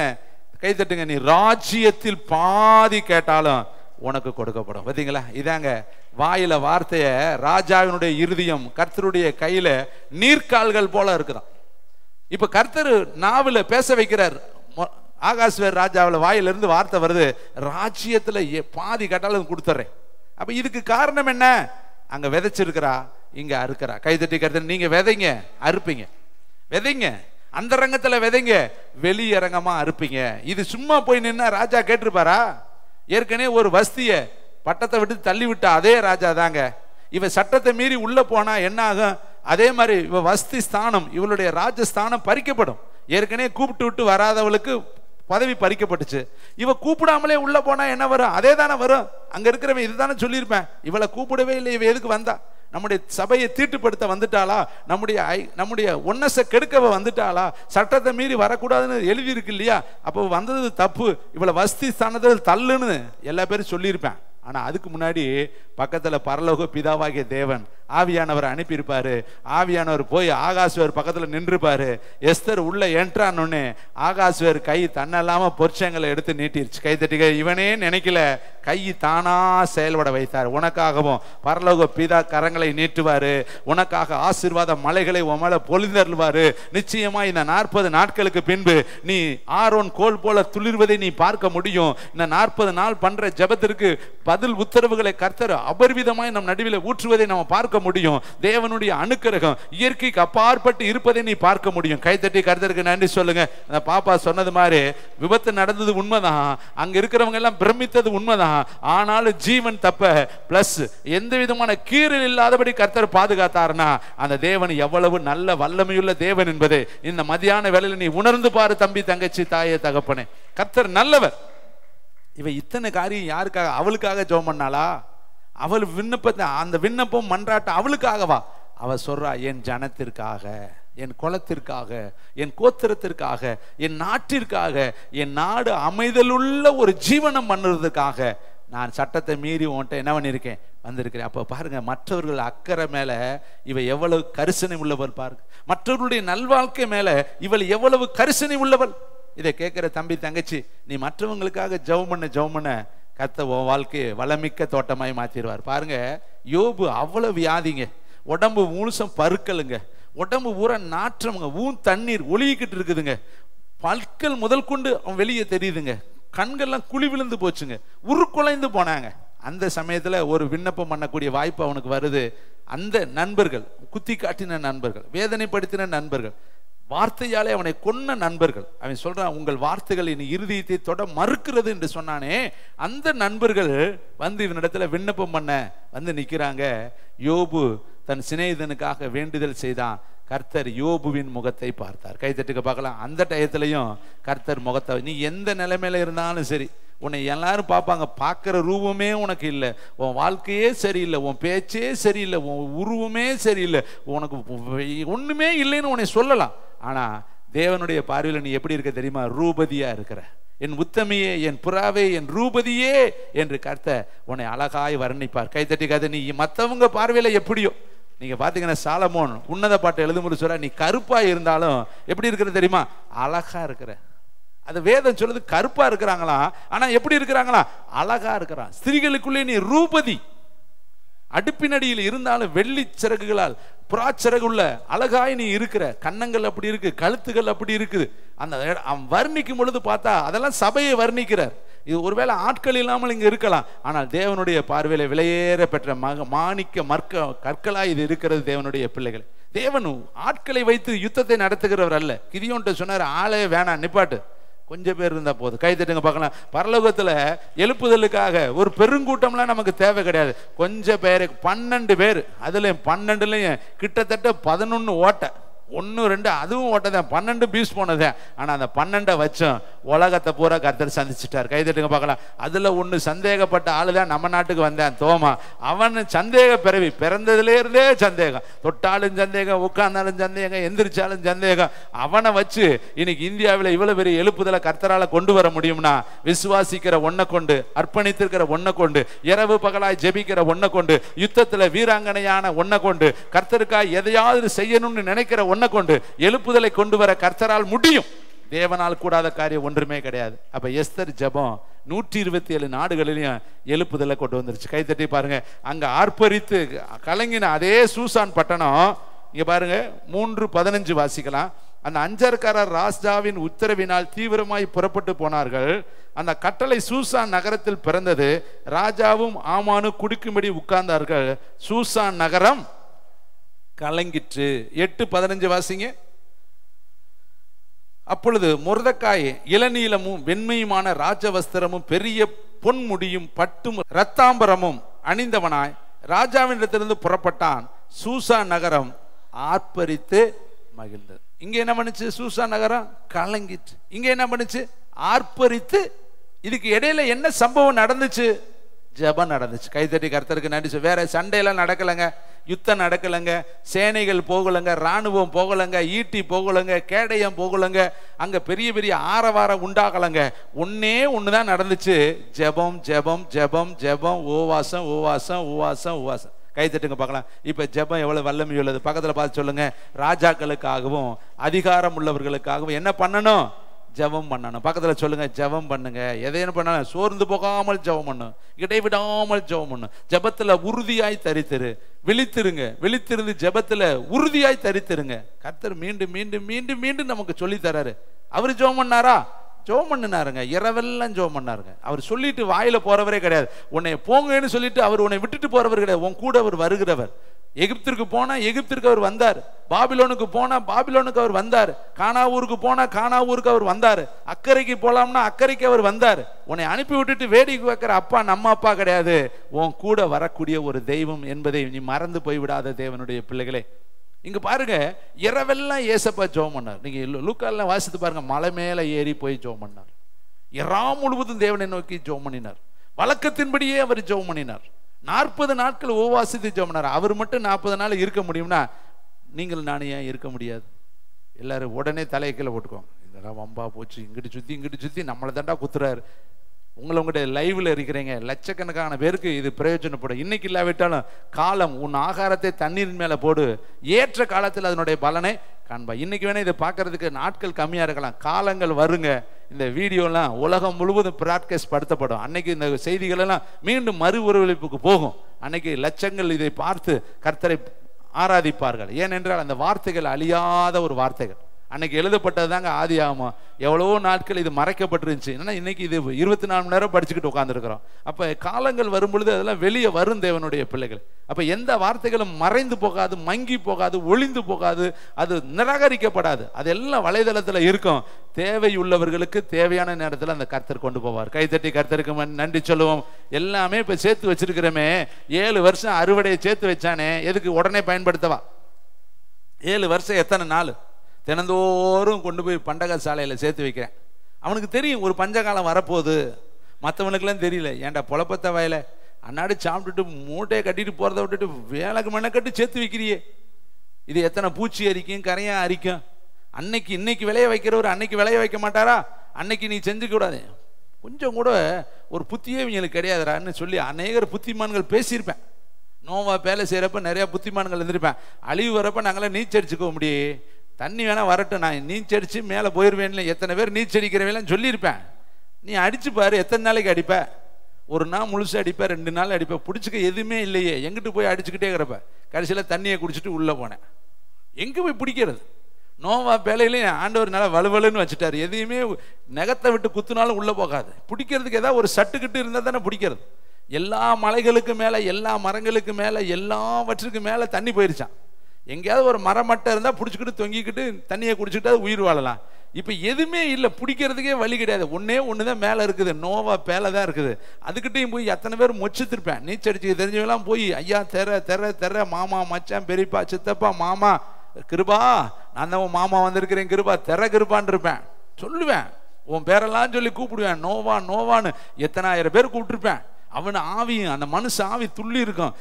சொந்தக்காரையும் கூப்பிடும் பொழுது அங்கிட்டு இங்கிட்டு நான் தான்ப்பா வந்து திறக்கலான்னு பார்த்தா உள்ள ஒருத்தர் விட்டு பூட்டி விட்டாரு. கை தட்டுங்க. நம்மால் எப்படிப்பட்டவர் தெரியுமா? இவன் திறந்துருவான்னு தெரிஞ்சு கதவை பூட்டிட்டு போயிட்டாரு. நீ திறந்துருவாடான்னு தெரியும்டா, நீ வந்து மனுஷ பைய, நீ சொன்னா கேட்க மாட்டேன், திறந்துவேன்னு நீவன் திறக்காட்டி இவன் மயங்க 3 பேர் இருக்கானே, காம் சேம் யாபேத்து, நல்ல பைய கிடையாது, திறந்து விட்டுருவாங்க. அதனால பூட்டி சாவியை எடுத்துட்டு போயிட்டார். ஏன்னா இவங்க எல்லாம் சொன்ன பேச்சு கேட்காதவைய தண்ணியை குடிக்கட்டும்டான்னு. இப்போ ஒரு வேளை உங்களை பார்த்து 40 நாள் வச்சிருக்கிறாரா, 40 நாளும் சாப்பிட மாட்டீங்களா கேள்வி கேட்பேன். அவனுக்கு இதெல்லாம் பார்த்தா எப்படி இருக்கும்? கிண்டலா இருக்கும், பரியாசமா இருக்கும், கேவலமா இருக்கும். ஆனா ஒரு நாள் ஆபத்து வருங்க, 108 வந்து நிற்கும் பொழுதுதான் கத்துவேன், ஐயா ஐயா எங்களுக்கு ஜெபம் பண்ணுங்க ஐயா கொள்ளுவேன். அப்படி ஒரு காலம் வரும். எப்ப ஏற்பட்ட பலசாலியும் ஒரு நாள் முகங்கூப்புற கிடப்பாங்க. பெரிய கோழியாத்து, அவன் பின்னாடி ஒரு ஊரே பெலிஸ்தீரே நின்ன, அவன் அடிச்சு கீழே விழுந்தா பெலிஸ்தீரெல்லாம் பக்கா பறந்துட்டான். அவன் தலையை துண்டித்து தாவீது கொண்டு வந்தான். கைதட்டி கருத்து. பெரிய பெரிய பராக்கிரமசாலிகள்லாம் மனுஷனுடைய பலனெல்லாம் பூவை போலவும், அதனுடைய மகிமை எல்லாம் பூவில் இருக்கிற பூவை போலவும் இருக்குதான். அப்ப மனுஷ வாழ்க்கை என்பது அது சூரியனை போல இடம்பெயர்ந்து நிழலை போல போய்கிட்டே இருக்கும். நிழல் பாருங்க, காலையில இங்க இருக்கும், மத்தியானம் அங்க இருக்கும், சாயந்தரம் அங்க இருக்கும். இது மாதிரி தான் வாழ்க்கை. புகை போல வாழ்க்கை, நிழல் போல வாழ்க்கை, நெய்கிறவன் எய்கிற நாடா போல வாழ்க்கை. இந்த வாழ்க்கையில நமக்கு என்ன வீராப்பு, என்ன வைராக்கியம், என்ன கோபம், என்ன பகை, என்ன பேச்சு, என்னத்தை கொண்டுட்டு போறோம்? 2 ஊருக்கு நடுப்புற போய் பாருங்க, எத்தனை பெரிய பராக்கிரமசாலிலாம் உள்ள இருக்கேன், என்னத்தை கொண்டுட்டு போனேன்? பூமியில மனிதர்கள் மறந்து போயிடுவார்கள், மறக்கப்பட்ட பூமி. பெரிய பெரிய மனிதர்கள் எல்லாம் இந்த உலகத்துல வாழ்ந்து ஓட்டத்தை முடிச்சிருக்கிறேன், அவனெல்லாம் பூமி மறந்துருச்சு. இதுதாங்க வாழ்க்கை, நிலையற்ற ஒரு வாழ்க்கை. இப்ப எஸ்தர் ஜோமன்னாலே ஒரு நகரம், கலங்கின நகரம் ஆர்ப்பரிப்பதற்கு ஒரு எஸ்தர் தேவையா இருந்துச்சு. கைத்தட்டி கருத்தருக்கு. அந்த எஸ்தர் யாரு? பக்கத்துல சொல்லுங்க, நான் தான் அந்த எஸ்தர். ஏன்னா ஒருத்தர் பேச மாட்டீங்க, சொல்லுங்க, நான் தாங்க அந்த எஸ்தர். கர்த்தர் என்னை தான் எஸ்தரா வச்சிருக்க. அப்ப நீ என்ன பண்ணணும்? நல்ல ராஜா உடைய போட்டு ராணி ராஜா கிட்ட போலாமா? ராஜாவோட முன்னாடி போடுறதுக்கு முன்னாடி நீ என்ன பண்ணணும்? உபவாசம் போடணும். ராத்திரியில் போய் விழுந்து கிடக்கணும், சாஷ்டாங்கமாக விழுகணும், பரலோகத்தை நோக்கி அபயம் விடணும். வெளியரங்கமாக கூப்பிடுறத விட அந்தரங்கத்தில் கூப்பிடணும். 3 நாள் புலம்பியிருப்பா. யாருக்கிட்ட போகிறதுக்கு? சொந்த புருஷன்கிட்ட போகிறதுக்குங்க. சொந்த புருஷன் தானுங்க. கடன்னு போனால் என்னன்னு கேட்க மாட்டாரா? ஆனால் இவ சொந்த காரியத்துக்கு போனால் கேட்டுருவாரு. ஆனால் இவ யாருக்காக கேட்க போறா? சட்டத்துக்கு விரோதமான ஒரு காரியத்தை கேட்க போறாளே. அப்ப சட்டத்துக்கு விரோதமான ஒரு காரியத்தை ஜெயிக்கணும்னா என்ன தேவையா இருக்கு? ஃபாஸ்டிங் தேவையா இருக்கு. பக்கத்துல சொல்லுங்க, உபவாசம். இந்த ஜாதி பிசாசு ஜபத்தினாலும் உபவாசத்தினாலும் அன்றி வேறு எவ்விதத்தினாலும் புறப்பட்டு போகாது. அப்ப இந்த ஒரு சில பிசாசுகள் போகணும்னா என்ன பண்ணணும்? என்ன பிசாசு? வீட்டுக்குள்ளேயே இருக்கும். புருஷன்கிட்ட இருக்கிற பிசாசு, மனைவிட்ட இருக்கிற பிசாசு, மாமியார்ட்ட இருக்கிற பிசாசு, மாமனார்ட்ட இருக்கிற பிசாசு, கொழுந்தியாக்கிட்ட இருக்கிற பிசாசு. என்ன சொல்ல மாட்டீங்க? இதுக்கு மேலே நீங்களே பேச மாட்டீங்களே, நானா தான் பேச வேண்டியா இருக்கு. நீங்க சொல்லுங்க, யாருக்குள்ள என்ன குடி பிசாசு, பொய் பிசாசு, சிகரெட்டு பிசாசு, பீடி பிசாசு, அடுத்து லஞ்ச பிசாசு, இது எல்லாத்தையும் நம்ம மேற்கொள்ளணும்னா என்ன பண்ணணும்? பேசாம போய் கை காலை முடக்கி உட்காந்துடணும். ஆண்டவரே, சாப்பிடவே மாட்டேன், இந்த பிசாசை துரத்தி விட்டா தான் நீங்க எனக்கு விடுதலை, இவனால எனக்கு நிம்மதியே போச்சு. இன்னைக்கு யாரால உங்களுக்கு நிம்மதி இல்லையா? அவனை ஆண்டவர் இடத்துல கொண்டு போய் பலிபீடத்துல வச்சிரு. அண்ணால் வச்சது மாதிரி வச்சு, இவனுக்காக நான் 2 நாளைக்கு 3 நாளைக்கு சாப்பிட மாட்டேன் ஆண்டவரே, நீ எனக்கு அற்புதம் செய்யற வரை நான் எந்திரிக்க மாட்டேன்னு உட்காருங்களே. அவன் மேலே தேவனுடைய நியாய தீர்ப்பு இறங்க ஆரம்பிச்சிடும். கைத்தட்டி கர்த்தருக்கு நன்றி சொல்லுங்க. இப்போ எஸ்தர் ஜெபமணி 3 நாளையில் எழுப்புதலை அவள் பார்த்துட்டா. கைத்தட்டி நம்ம 40 நாள் உட்காந்துருக்கிறோமே, எழுப்புதலை பார்ப்போமா பார்க்க மாட்டோமா? சரி, ரைட். அடுத்து ஒரு பட்டணம், பாபிலோன் பட்டணம். இது நடந்தது சூசான் நகரம். இங்கே அடுத்து பார்க்கறது பாபிலோனுங்கிறது பேய்கள் நாடு, பிசாசுகளுடைய நாடு. அங்கதான் உலகத்திலே பெரிய ராஜா நேப்காத்நேசர் வாழ்ந்த காலம். அங்க நடந்த ஒரு சம்பவத்தை 1030வது பக்கம் எடுத்துக்கொள்ளுங்க. தானியேல் தீர்க்கதரிசி புஸ்தகம் 1030வது பக்கம். ஹரிபாலா ராபா, தேங்க்யூ வண்டர்ஃபுல் த ஹோலி ஸ்பிரிட். 2ஆம் அதிகாரம் 17ஆம் வசனம் வசிக்கலாம். பின்பு தானியேல் தன் வீட்டுக்கு போய் தானும் தன் தோழரும் பாபிலோனில் மற்ற ஞானிகளோடு கூட அழியாதபடிக்கு இந்த மறைபொருளை குறித்து பரலோகத்தின் தேவனை நோக்கி இரக்கம் கேட்கிறதுக்காக அனனியாவும் மிஷாவேலும் அசரியா என்னும் தம்முடைய தோழருக்கு இந்த காரியத்தை அறிவித்தான். பின்பு ராக்கால தரிசனத்திலே தானியேலுக்கு மறைபொருள் வெளிப்படுத்தப்பட்டுச்சு. அங்க பாபிலோன் இந்த நேப்காத்நேசர் ஒரு சொப்பனம் பார்க்கிறார். அந்த சொப்பனத்தை கேட்கிறார். யாருக்காவது தெரியுமா எத்தனை ஞானிகள் இருக்கிறீங்க, எத்தனை அஞ்சக்காரர்கள் இங்கே இருக்கிறீங்க, எத்தனை விதமான குறி சொல்றவங்க இருக்கிறீங்க, மந்திரவாதிகள் இருக்கிறீங்க, என் சொப்பனத்தை சொல்லுங்க. ஒருத்தராலும் சொல்ல முடியல. இப்ப என்ன சொல்றாரு, எல்லாத்தையும் கொன்னு போடுங்கடான்னு உத்தரவு போட்டார். அங்க இருக்கிற எல்லாத்தையுமே அழிச்சிருங்க. இவங்க எல்லாம் சும்மா வெறும் மந்திரவாதின்னு பேரை வச்சுக்கிட்டு ஒன்னும் நான் பார்த்ததை சொல்ல தெரியலையே. இவன் கனவை சொல்லுங்க, நான் விளக்கம் சொல்றேங்கிறேன், நீ கனவெல்லாம் நான் சொல்ல மாட்டேன், கனவுவே சொல்லுடா அப்படின்னு பிடிச்சுக்கிட்டார். எவ்வளவு பெரிய பிரச்சனை. லாவணியை பார்த்த கனவை நான் சொல்லணும்னா சாதாரண காரியமா? ஒவ்வொருத்தருக்கும் இதெல்லாம் தேவனுடைய ஆவியானவர் இல்லாம சொல்ல முடியாது. அப்ப இப்ப இந்த கேள்விக்கு என்ன பண்றேன் தானியேலே, நாம் அழிந்து போகாதபடிக்கு நல்லா கவனிக்கணும். அவங்க அங்க போய் இருக்கிறதே அடுத்த நாட்டில் இருக்காங்க, கடத்தி கொண்டு போயிருக்காங்க, கைதியா போயிருக்கிறாங்க. கைதியா இருக்கிற நாட்டில் அழிந்து போகாதபடிக்கு 17ஆம் வசனம். பின்பு தானியேல் தன் வீட்டுக்கு போய் தானும் தன் தோழரும் பாபிலோனும் மற்ற ஞானிகளோடு கூட, கவனிங்க இந்த வார்த்தையை கவனிங்க, அழியாதபடி. அப்ப அழியாமல் இருக்கணும்னா என்ன பண்ணணும்? இரக்கத்தை நாடி ஜெபம் பண்ணணும். பக்கத்துல சொல்லுங்க, நீ அழியாம இருக்கணும்னா என்ன பண்ணணும்? இரக்கத்தை நாடணும். எங்க நாடணும்? ரா காலத்துல நாடணும். தானியேல் எப்ப ஜெபம் பண்றாரு? ரா காலம், இரவு காலம். இதான் முழு இரவு ஜெபம். முழு இரவு ஜெபத்துக்கு வாங்கன்னா நம்ம ஆளுங்க என்ன பண்றாங்க? முழு இரவு ஜெபம். பகல் ஜெபத்துக்கே எங்களால முடியாது பிரதர், செவ்வமுன்னாலே முடியல பிரதர், செவ்வமுன்னாலே அப்படியே பாகக்கா மாதிரி இருக்கு எல்லாத்துக்கும். இல்லாட்டி பிடிக்காத ஒன்றை சொல்ற மாதிரி. சில பேர்த்துக்கு செவம்னாலே முகம் போற போக்கு பார்த்தா நல்லா ஆட்டம் பாட்டம்னா பிடிக்குது, செவம்னாவே பிடிக்க மாட்டேங்குது. அது பிசாசுங்க. நல்லா தெரிஞ்சுங்க. பிடிக்கலன்னா உள்ள இருக்கிற பிசாசு உனக்கு அதை டேஸ்ட் காட்ட மாட்டேங்குது. ஜெபத்துல உட்காருங்க. ஜெபத்துல உட்கார்ந்தா சூரிய மாதிரி முகம் பிரகாசிக்கும். இவன் பாருங்க எவ்வளவு புத்திமான் பார்த்தீங்களா? தன் நண்பர்களோடு போய் பேசுறான். தானியேல் தன் வீட்டுக்கு போய் தானும் தன் தோழரும் பாபிலோனின் மற்ற ஞானிகளோடு கூட அழியாதபடிக்கு. அப்ப அழியக்கூடிய ஒரு காலகட்டம். ஏன்னா ராஜா உத்தரவு போட்டார், எல்லாத்தையும் கொன்னு போடுங்கிறாங்கிறார்.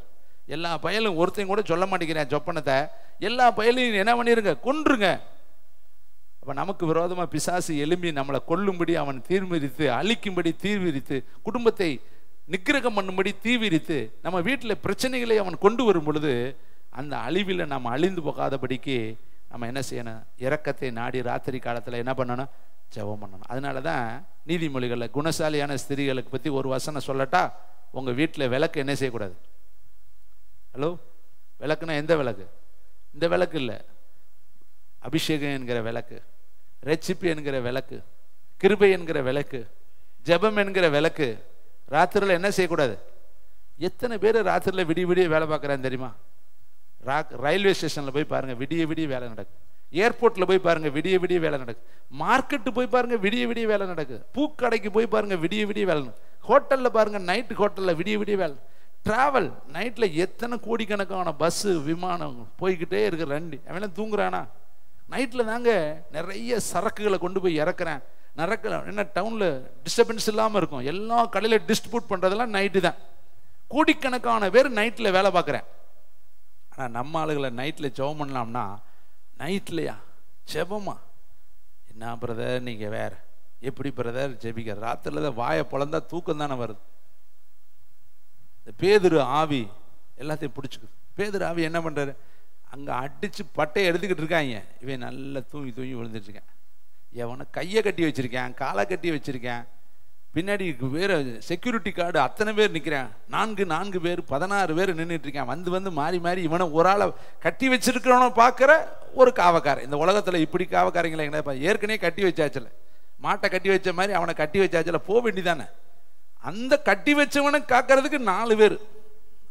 இவன் பார்த்தேன், சரி இவ்வளவு பலமாக நம்மளை கட்டி, 1ஆம் காவலரே 2ஆம் காவலரே, இத்தனை காவலருக்கு உள்காவலையில் அவனை வச்சிருக்கேன். இனிமேல் அவன் நினச்சிட்டேன், இனி எக்காரம் முன்னிட்டும் போக முடியாது. ஏன்னா கையும் கட்டிட்டேன், காலையும் கட்டிவிட்டேன், காவலரையும் பலமாக போட்டிருக்கேன். உள்காவலை உள்ளே இருக்கிற ஒரு காவல், 2வது இப்படி காவலராக இருக்குது. அப்படி கதவு தானாக திறந்துச்சான். அப்போ முதல் காவல் அறை திறந்துச்சு, 2ஆம், அப்போ இத்தனை கேட்டுக்குள்ளே அவன் இருக்கிறான். ஆனால் அவனுக்கு கொஞ்சமாவது உணர்வு இருந்துச்சா? தூக்கம் எப்படிங்க வரும்? நாளை காலையில் மரணங்கிறப்ப தூக்கம் வருமா? இதை இப்படின்னு தான் பிரசங்கிக்கிறாங்க. கர்த்தர் பார்த்துக்குவாருன்னு அவர் தூங்குனாராம். எப்படி வேணாலும் பிரசங்கம் பண்ணலாங்க. இப்போ நான் இப்படி பிரசங்கம் பண்ணுறேன், அவன் நிர்விசாரம் உள்ளவன், அதனால தான் தூங்கிட்டேன். இப்படியும் பிரசங்கம் பண்ணலாம்ல. கர்த்தர் பார்த்துக்குவாருன்னு தூங்குனாருன்னு பிரசங்கம் பண்ணனா இப்படியும் ஏன் பிரசங்கம் பண்ணக்கூடாது? எப்படிங்க தூக்கம் வரும்? நாளை காலையில் அவனுக்கு மரண செய்தி இருக்குது. அவனுக்கு கொஞ்சமாவது உணர்வு இருந்தால் என்ன பண்ணியிருக்கலாம்? வாயில கூட ஸ்தோத்திரம் போடக்கூடாதா? அந்த நேரத்தில் கூட ஒரு ஜெபிக்க கூடாதா? அந்த நேரத்துக்கு கூட இரக்கத்தை நாடக்கூடாதா? அந்த நேரத்துக்கு கூட கர்த்தருடைய ஒத்தாசையை நாடக்கூடாதா? என்ன தூக்கம்! தேவதூதன் வந்து விழாவில் தட்டுற, எந்திரிச்சு தோறடா, செருப்பை போடுறா, வாடா வெளியே வாடா, அங்கே வர உனக்காக அங்கே ஜெபம் பண்ணிட்டு இருக்கேன். கைதுங்க. இது காரணம் யார் வந்தது? ஜெபங்க. கைதுட்டுங்க. ரோதை வீட்டில் உட்காந்து முழுவதும் சபை ஜபிக்குதுங்க. சபை ஜபிச்சா சாவுக்கு நியமிக்கப்பட்டவனை விடுதலையாக்க முடியும். கைத்தட்டி கர்த்தர், இதுதாங்க கர்த்தர் உங்களுக்கு கொடுத்துருக்கிற அருமையான ஒரு வாய்ப்பு. இந்த நீங்கள் ஜெபிக்கிறீங்களே 10 பேர் 8 பேர் 7 பேர், நீங்கள் நினைக்கிறீங்க ஜெபம் பண்ணி என்ன பிரதர் ஜெபம், நான் ஜெபம் பண்ணி தாங்க இவ்வளோ பெரிய ஊழியக்காரனை வந்தேன். கைத்தட்டுங்க. ஜெபம் தாங்க ஜீவன். உடம்புல ஓர ரத்தமே ஜெபமா இருக்கணும். உன் உடம்புல இருக்கிற ஒவ்வொரு செல்லு ஜெபமா இருக்கணும். உன் வாயிலிருந்து புறப்படுகிறதெல்லாம் ஜெபமா இருக்கணும். நீ ஜெபம் பண்ணி ஜெபம் பண்ணி ஜெபம் பண்ணி உன் வாழ்க்கையை ஜெபத்தால் கட்டப்படட்டும். எங்க ஒருத்தன் படுத்து கிடக்கிறேன், கட்டி வச்சிருக்கேன், இங்கே ஜெபம் பண்றேன். தேவதூதன் போனாரு, விடுதலை ஆக்குனாரு, வெளியே கூட்டிட்டு அங்கேயே போனாரு. கை தட்டுக்கு. அவனுக்கு தெரிஞ்சிருச்சு நமக்காக 10 பேர் எங்க பண்ணிட்டு இருக்கேன். இப்போ ஒரு ப்ராப்பர்ட்டி சொல்லவா, வெளியே கட்டி இருக்கிறவன் பூரா நம்மளை தேடி வருவேன். நீ ஜெபம் பண்ணிக்கிட்டே இரு, எல்லாத்தையும் கட்ட அவிழ்த்து தேவதூதன் கூட்டிட்டு வருவேன். ஓடுற அங்க போய் பாரு, அங்க எல்லாம் உட்காந்து ராத்திரி பகலா உனக்கு ஜெபம் பண்ணிட்டு இருக்கேன். போ அங்க போ, மரியாதை அங்க போனதான் நீ ஜீவன் தப்புவ, இல்லாட்டி உன் வாழ்க்கையில என்னதான் வேறதான்னு சொல்லி அங்க கட்டு இருக்கிறவனை பூரா கட்டவிழ்த்து கொண்டு வருவார். நீ பாருங்க, நிறைய பேர் இனி வருகிற காலத்துல கட்டவிழ்க்கப்பட்ட கலைமான்களாக, நப்தலிகளாக, விடுதலையின் கிருபை பெற்றவர்களாக அநேகரை கூட்டி கொண்டு வந்து உங்க முக தரிசனத்தெல்லாம் அவங்க பார்ப்பாங்க. ஏப்பா நீங்கெல்லாம் ஜெபம் பண்ணி தாங்க நாங்கெல்லாம் வந்தோம்னு சொல்லுவாங்க. கைத்தட்டி கர்த்தருக்கு நன்றி சொல்லுவோமா? அப்படி ஒரு காலம் இருக்குதுங்க. அப்படி ஒரு காலம் இருக்கு, நிச்சயமா இருக்கு. இந்த இடமெல்லாம் இடமில்லைன்னு சொல்ற காலம் இருக்கு. எழுதி வைத்துக்கொள்ளு, உன் நோட்டு இருந்தா எழுதி வைத்துக்கொள். இந்த இடத்துல இடமே இல்லை பிரதர், ஜன்னல் வழியா எட்டி பார்க்கிற காலம் இருக்கு. எல்லா போர்ட்டிகோல இடம் நிரம்பி வழியக்கூடிய காலம் இருக்கு. அப்படிப்பட்ட ஒரு காலத்துக்கு நேராக கர்த்தர் நம்மளை நகட்டி கொண்டே இருக்கிறார். அன்னைக்கு வித்து போட்டவெல்லாம் ஒரு நாளைக்கு போய் பிச்சை கேட்கற அளவுக்கு கண்டவர் வச்சாரு. அப்பா சாமி ஜீவன் தப்ப எனக்கு ஏதாவது வழியை பண்றா. வித்து போட்டான்ல, அன்னைக்கு 20 காசு தான் பெருசுனவன் கடைசியில் சோத்துக்கு லாட்டி அடிச்சு எங்க தான் போய் நின்னான் தெரியுமா? அவன் கையில தான் நின்னான். இன்னைக்கு உன்னை கேவலமா பேசுறவன், உன்னை வித்து போட்டவன், உன்னை தரித்திரவான் என்று சொன்னவன், ஆகாதவன் என்று சொன்னவன், விளங்காது என்று சொன்னவன், உருப்படாது என்று சொன்னவெல்லாம் உன்ட்ட ஜீவரட்சனை கேட்கும்படியான ஒரு காலத்துக்குள்ள கர்த்தருடைய ஆவியானவர் உன்னையும் இந்த ஊழியத்தையும் நம்மையும் அவர் கொண்டு வருவார். விசுவாசிக்கிற பிள்ளைகள் கரங்களை தட்டி கர்த்தருக்கு நன்றி சொல்லுங்க. விசுவாசிக்கிறவன் பதறான், நிச்சயமாய் முடிவு உண்டு. உன் நம்பிக்கை வீண் போகாது. நிச்சயமாய் கர்த்தர் உன்னை காரிய சித்தியுள்ளவனாய் மாற்றுவாரு. உன் கூட இருந்து செய்யற காரியம் பயங்கரமா இருக்கும். உன்னை கொண்டு இந்த ராஜ்யங்களை, உலகங்களை கர்த்தர் அசைய பண்ணுவாரு. நீ இந்த உலகத்துல ஒரு ரெயின்காட் போங்கே போல, சார்லஸ் பின்னியை போல, இந்த உலகத்துல டிபி ஜோஸ்வா போல கர்த்தருடைய ஆவியானவர் உன்னையும் என்னையும் பயன்படுத்துவார் என்பதை மறந்து போய் விடாத தேவனுடைய பிள்ளைகளை. தானியேல் போய் அறைகோல் விடுறான். டேய் வாங்கடா, சாத்ராக்கு மேஷாக்கு ஆபேத் நகு, இந்த எல்லா ஞானியையும் கொல்ல சொல்லி நேப்காத் நேசர் உத்தரவு போட்டுட்டாரா. நம்ம அதில் தப்பிக்கணும்னா என்ன தெரியுமா பண்ணணும்? நம்ம போய் ஜெபம் பண்ணலாம், நம்ம போய் ஜெபம் பண்ணலாம், நம்ம போய் ஜெபம் பண்ணலாம். போய் உட்காந்து என்ன ஜெபம் பண்ணியிருப்பாங்க? ராஜாவுக்கு என்ன ஆண்டவரே சொப்பனம் கொடுத்தீங்க, ராஜாவுக்கு என்னதான் அப்படி காட்டினீங்க, அதை எனக்கு கொஞ்சம் சொல்லுங்களே, எனக்கு கொஞ்சம் சொல்லுங்களே, நான் போய் ராஜா கிட்ட சொல்றேனே, எனக்கு உதவி செய்யுங்களே என்று சொல்லி ஜெபிக்கிறான் ஜெபிக்கிறான் ஜெபிக்கிறான் ஜெபிக்கிறான் ஜெபிச்சுக்கிட்டே இருக்கிறான். 3-4 பேரும், மொத்தம் 4 நபர்கள் போதும். ஜெபத்துக்கு எத்தனை பேர்? ஏசப்பா பார்த்தாரு, 4 பேர் கூட வேணாம்டா சாமி, 2 பேர் இருந்தா போதும்ட்டார். கை தட்டுங்க, எத்தனை பேர் இருந்தா போதும்? அங்க 4 பேர் இருந்தேன். இப்ப இவர் புதிய ஏற்பாட்டில் வந்து சொல்றாரு, உங்களில் 2 பேர் தாங்கள் வேண்டிக் கொள்ள போகிற எந்த ஒரு காரியத்தை குறித்தாயிலும் பூமியிலே ஒருமனப்பட்டிருந்தா பரலோகத்தில் இருக்கிற உங்கள் பிதாவினாலே அது உங்களுக்கு வாய்க்கும். எத்தனை பேர் போதும்? கணவன் மனைவி போதும், தாய் பிள்ளை போதும், அப்பன் மகன் போதும். 2 பேர் இருதயத்தை மட்டும் ஒன்னா சேர்த்துட்டா அதுதானே பிரதர் முடியாது. இருதயத்தை ஒன்னாக்குறது, கையெல்லாம் ஒன்னாக்கிடலாங்க, கழுத்தெல்லாம் ஒன்னாக்கி விடலாங்க, சட்டையெல்லாம் எல்லாம் ஒன்னா போட்டுக்கலாம், ஒரே கலர் சேலை ஒரே கலர் சட்டை. மனசு மட்டும் ஒன்னாக்கவே முடியல பிரதர். நிறைய பேருக்கு பிரச்சனை. அவங்க ஜோமுன்னா என் ஆவி ஒத்தே போக மாட்டேது பிரதர், அவங்களோடு எனக்கு ஒத்து போக மாட்டேது. அப்புறம் வெங்கல சத்தம் போடுறது மாதிரி தான் இருக்கு, வானத்தில் சிலம்பம் பண்ற மாதிரி தான் இருக்கணும். ஒருத்தர் ஜெபம் பண்ணா பின்னாடி ஆமேன்னு போட்டுக்கிட்டே போனா என்ன? ஆமேன் ஆண்டவரே, நடக்கட்டும் ஆண்டவரே, குடுங்க ஆண்டவரே, தாங்க, இதாங்க ஒரு மனம். ஆனா என்ன ஜெபம் நடக்குது? இவரு ஒன்ன ஜெபம் பண்றாரு, இவரு ஒன்ன ஜெபம் பண்றாரு, அவரு ஒன்ன ஜெபம் பண்றாரு, இவரு என்ன ஜெபம் பண்றாருன்னே தெரியல. தேவதூதன் வந்து பார்ப்பேன், என்னடா ஆளாளுக்கு ஒன்ன பண்றானே, இது எதரா கொண்டு போறது? சரி மொத்தமா கொண்டு. அப்போஸ்தலர்கள் எல்லாம் ஒரு மனமா இருந்தார்கள், ஆவியானவர் இறங்கினார். அப்ப இந்த 4 பேருக்குள்ளேயும் ஒரே மனசு இருந்துச்சு, ரகசியம் வெளிப்படணும், ரகசியம் வெளிப்படணும், ரகசியம் வெளிப்படணும், ரகசியம் வெளிப்படணும். தேவன் வெளிப்படுத்தினாரா? ராக்கால சொப்பனத்துல ரகசியத்தை சொல்லி கொடுத்தாரு. அந்த அழிவில் இருந்து தானியேலையும் சாத்ராக் மேஷாக் ஆபேத்நேகோவையும் கர்த்தர் காப்பாற்றினாரு. 3 அதிபதிகளில தானியேலும் ஒரு அதிபதியா இந்த தேசத்துல உயர்த்தப்பட்டான். கைதட்டி கர்த்தருக்கு நன்றி சொல்லுங்க. நீங்களும் ராக்காலத்துல ஜெபம் பண்ணுங்க. ராக்காலத்துல என்ன செய்யக்கூடாது? பார்க்குற பார்வையே சரியில்லை, நான் பார்க்காமையே இருக்கலாம் போல, உங்களை பார்த்தனாவே நீங்கள் பார்க்குற பார்வையே, என் பிரதர் இப்படி எங்களவே சொல்கிறீங்க, உங்களுக்கும் சேர்த்து தான் லைவில் இருக்கவங்களுக்கும் சொல்கிறேன். ராத்தில் உங்கள் வீட்டில் விளக்கு அணையாமல் ஜெபம் பண்ணுங்க, ஜெபம் பண்ணுங்க, முடிஞ்ச ஜெபம் பண்ணுங்க, கர்த்தர் ஜெபத்தை கேட்பார். ஹல்லேலூயா, கர்த்தர் நல்லவர். அடுத்து இன்னொரு காரியத்தை உங்களுக்கு, இன்னும் 2 காரியத்தை சொல்லி முடிக்கிறேன். எஸ்ரா எழுதின புஸ்தகம் 8ஆம் அதிகாரம் 21ஆம் வசனம், 599வது பக்கம். வேகமாக எடுத்துக்கொள்வோமா? எஸ்ரா என்ன பண்ணினாரு? அவருடைய வாழ்க்கையில நடந்த ஒரு உண்மை சம்பவத்தை இந்த நாளிலே பதிவு செய்ய விரும்புகிறேன். 599வது பக்கம் வாசிக்கலாமா? 8ஆம் அதிகாரம் 21வது வசனம். அப்பொழுது நாங்கள் எங்கள் தேவனுக்கு முன்பாக எங்களை, அப்ப ஜெபம் எதுக்கு பண்ணணும்? தாழ்மைக்கு. நம்ம ஜெபம் பண்ணா நம்மளை தாழ்த்துறதாங்க ஜெபம். தேவனிடத்துல போய் உதவி செய்யுங்க. ஒருத்தட்ட போய் நம்ம உதவி செய்யறோம்னா என்ன அர்த்தம்? அவங்க முன்னாடி நம்மளை தாழ்த்துறோம்னு தானே அர்த்தம். இவர் போய் ஜெபம் பண்றாரு. தாழ்த்துக்கிறதற்கும் எங்களுக்காகவும். யாருக்கெல்லாம் ஜெபம் பண்ணணும்? ஹலோ சொல்லுங்க. ஜெபம் என்பது யாருக்கெல்லாம்? எங்களுக்காகவும். உங்க மேல கை வைங்க. எங்களுக்காகவும், எங்கள் பிள்ளைகளுக்காகவும், எங்கள் சகல பொருள்களுக்காகவும், செவ்வையான வழியை தேடுகிறதற்கும் நாங்கள் அங்கே அந்த ஆகாவா நதி அண்டையிலே உபவாசத்தை கூறினேன். அடுத்து முக்கியமான காரியம், சத்துருவை, வழியிலே சத்துருவை விலக்கி எங்களுக்கு துணை செய்யும்படிக்கு நான் ராஜாவினிடத்தில் சேவகரையும் குதிரைகளையும் கேட்க வெட்கப்பட்டிருந்தேன். எஸ்ரா அழகான ஒரு வேர்டு, இது ரொம்ப கிரேட் வேர்டு. உதவிக்கு ஆளுகளை கேட்க வெட்கப்பட்டாராம். என்ன வழியில் இருக்கிற பிரச்சனைக்கெல்லாம் என்னை காத்துக்குன்னு சொல்லி 4-10 சேவகர்களை அனுப்புங்கன்னு சொல்லி கேட்கறதுக்கு வெட்கப்பட்டேன். அப்படின்னா என்ன அர்த்தம்? நீங்க சேவகர்கள் எனக்கு சேவகத்துக்கு வேண்டாம், பரலோகமே எனக்கு சேவகமாய், பரலோகமே எனக்கு பாதுகாப்பா வரணும். ஆட்களை வைத்து என்னுடைய பிரயாணம் அல்ல, ஆட்களுடைய படையை வைத்து என்னுடைய பிரயாணம் அல்ல. அந்த வசனத்தை, வழியிலே சத்துருவை விலக்கி எங்களுக்கு துணை செய்யும்படிக்கு நான் ராஜாவின் இடத்திலே சேவகர்களை, படை வீரர்களை, குதிரை வீரர்களையும் கேட்க வெட்கப்பட்டிருந்தேன். எங்கள் தேவனுடைய கரம் தம்மை தேடுகிற எல்லார் மேலும் அவர்களுக்கு நன்மையா இருக்கிறது என்றும், அவருடைய வல்லமையும் அவருடைய கோபமும் அவரை விட்டு விலகுவருடைய எல்லார் மேலும் இருக்கிறது என்பதையும் நாங்கள் ராஜாவுக்கு சொல்லி இருந்தோம். அப்ப இந்த இடத்துல அவர் எதை நம்பினார்னா, தம்மை தேடுகிறவர்களுக்கு கர்த்தருடைய கரம் கூட இருக்கிறது என்பதை இவர் அழகாய் அறிந்திருந்தார். அதனாலதான் இவர் ஆகாவா நதி அண்டையில உபவாசத்தை கூறுவித்து அவர் ஜெபம் பண்ணினார். பார்த்தீங்களா? தானியேல் ஜெபம் பண்றாரு, எஸ்தர் ஜெபம் பண்றாங்க, எஸ்ரா ஜெபம் பண்றாரு. அப்ப இவங்க எல்லாமே என்னதான் பண்ணினாங்க? ஜனங்களுக்காகவும் நாடுகளுக்காகவும் பிரயாணங்களுக்காகவும் பொருள்களுக்காகவும் ஜெபம். பக்கத்தில் பார்த்து சொல்லுங்க, உங்க பொருளை பாதுகாக்கணும்னா என்ன பண்ணணும்? ஜெபம் பண்ணணும். சேஃப்டி கார்டில் கொண்டு போய், செக்யூரிட்டி கார்டில் கொண்டு போய் எங்கேயாவது ஒரு லாக்கரில் வச்சுட்டா பாதுகாப்பு கிடையாதுங்க. நம்ம பொருளுக்கு பாதுகாப்பு கர்த்தர் தாங்க. வீண் விரயமான செலவுகளுக்கு நம்மளை விலக்கி கர்த்தர் தாங்க பாதுகாக்கணும். உனக்கு உண்டான எல்லாவற்றையும் யோபுவை போல கர்த்தர் தாங்க வேலி அடைக்கணும். அப்ப நம்ம பொருள்களுக்காக ஜெபிக்கணும், பிள்ளைகளுக்காக ஜெபிக்கணும், நம்முடைய குடும்பத்துக்கு ஜெபிக்கணும்.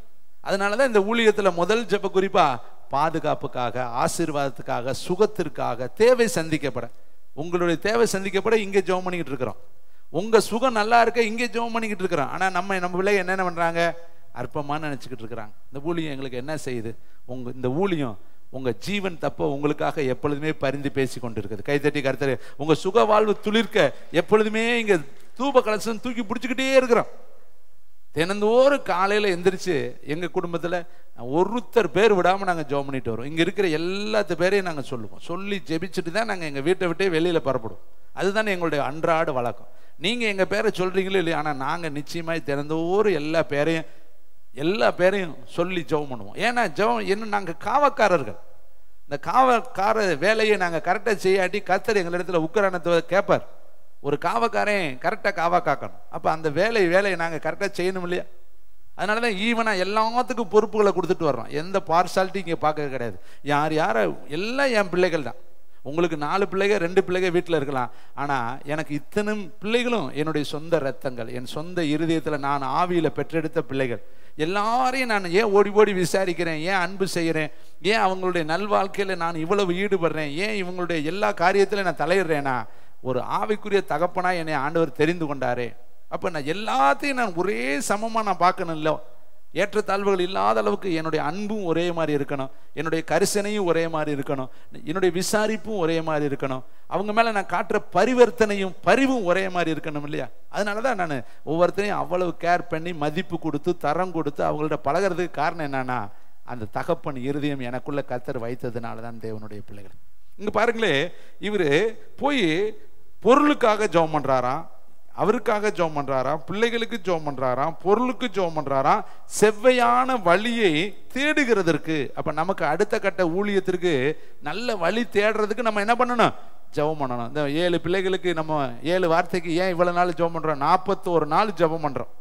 82 தடவை ஜெபம் பண்ணிட்டு அந்த 7 வார்த்தைகள் நம்ம பேச போறோம். அப்ப பேசுற பிள்ளைகளை வச்சா, கிருபையை வச்சுதாங்க. பிள்ளைகளை வத்தலம் தொத்தலமா இருக்கலாம், இல்லாம உடம்பே இல்லாம கூட இருக்கலாம், அது சின்ன ஒரு தாவீதா இருக்கலாம், அல்லது சின்ன ஒரு என்ன இருக்கு, கடத்தி கொண்டு போகப்பட்ட நாகமானுக்கு தீர்க்க தரிசனம் சுவிசேஷம் சொன்ன பிள்ளை, எத்தனை பிள்ளை, பிளஸ்ஸி மாதிரி ஒரு ஆள்.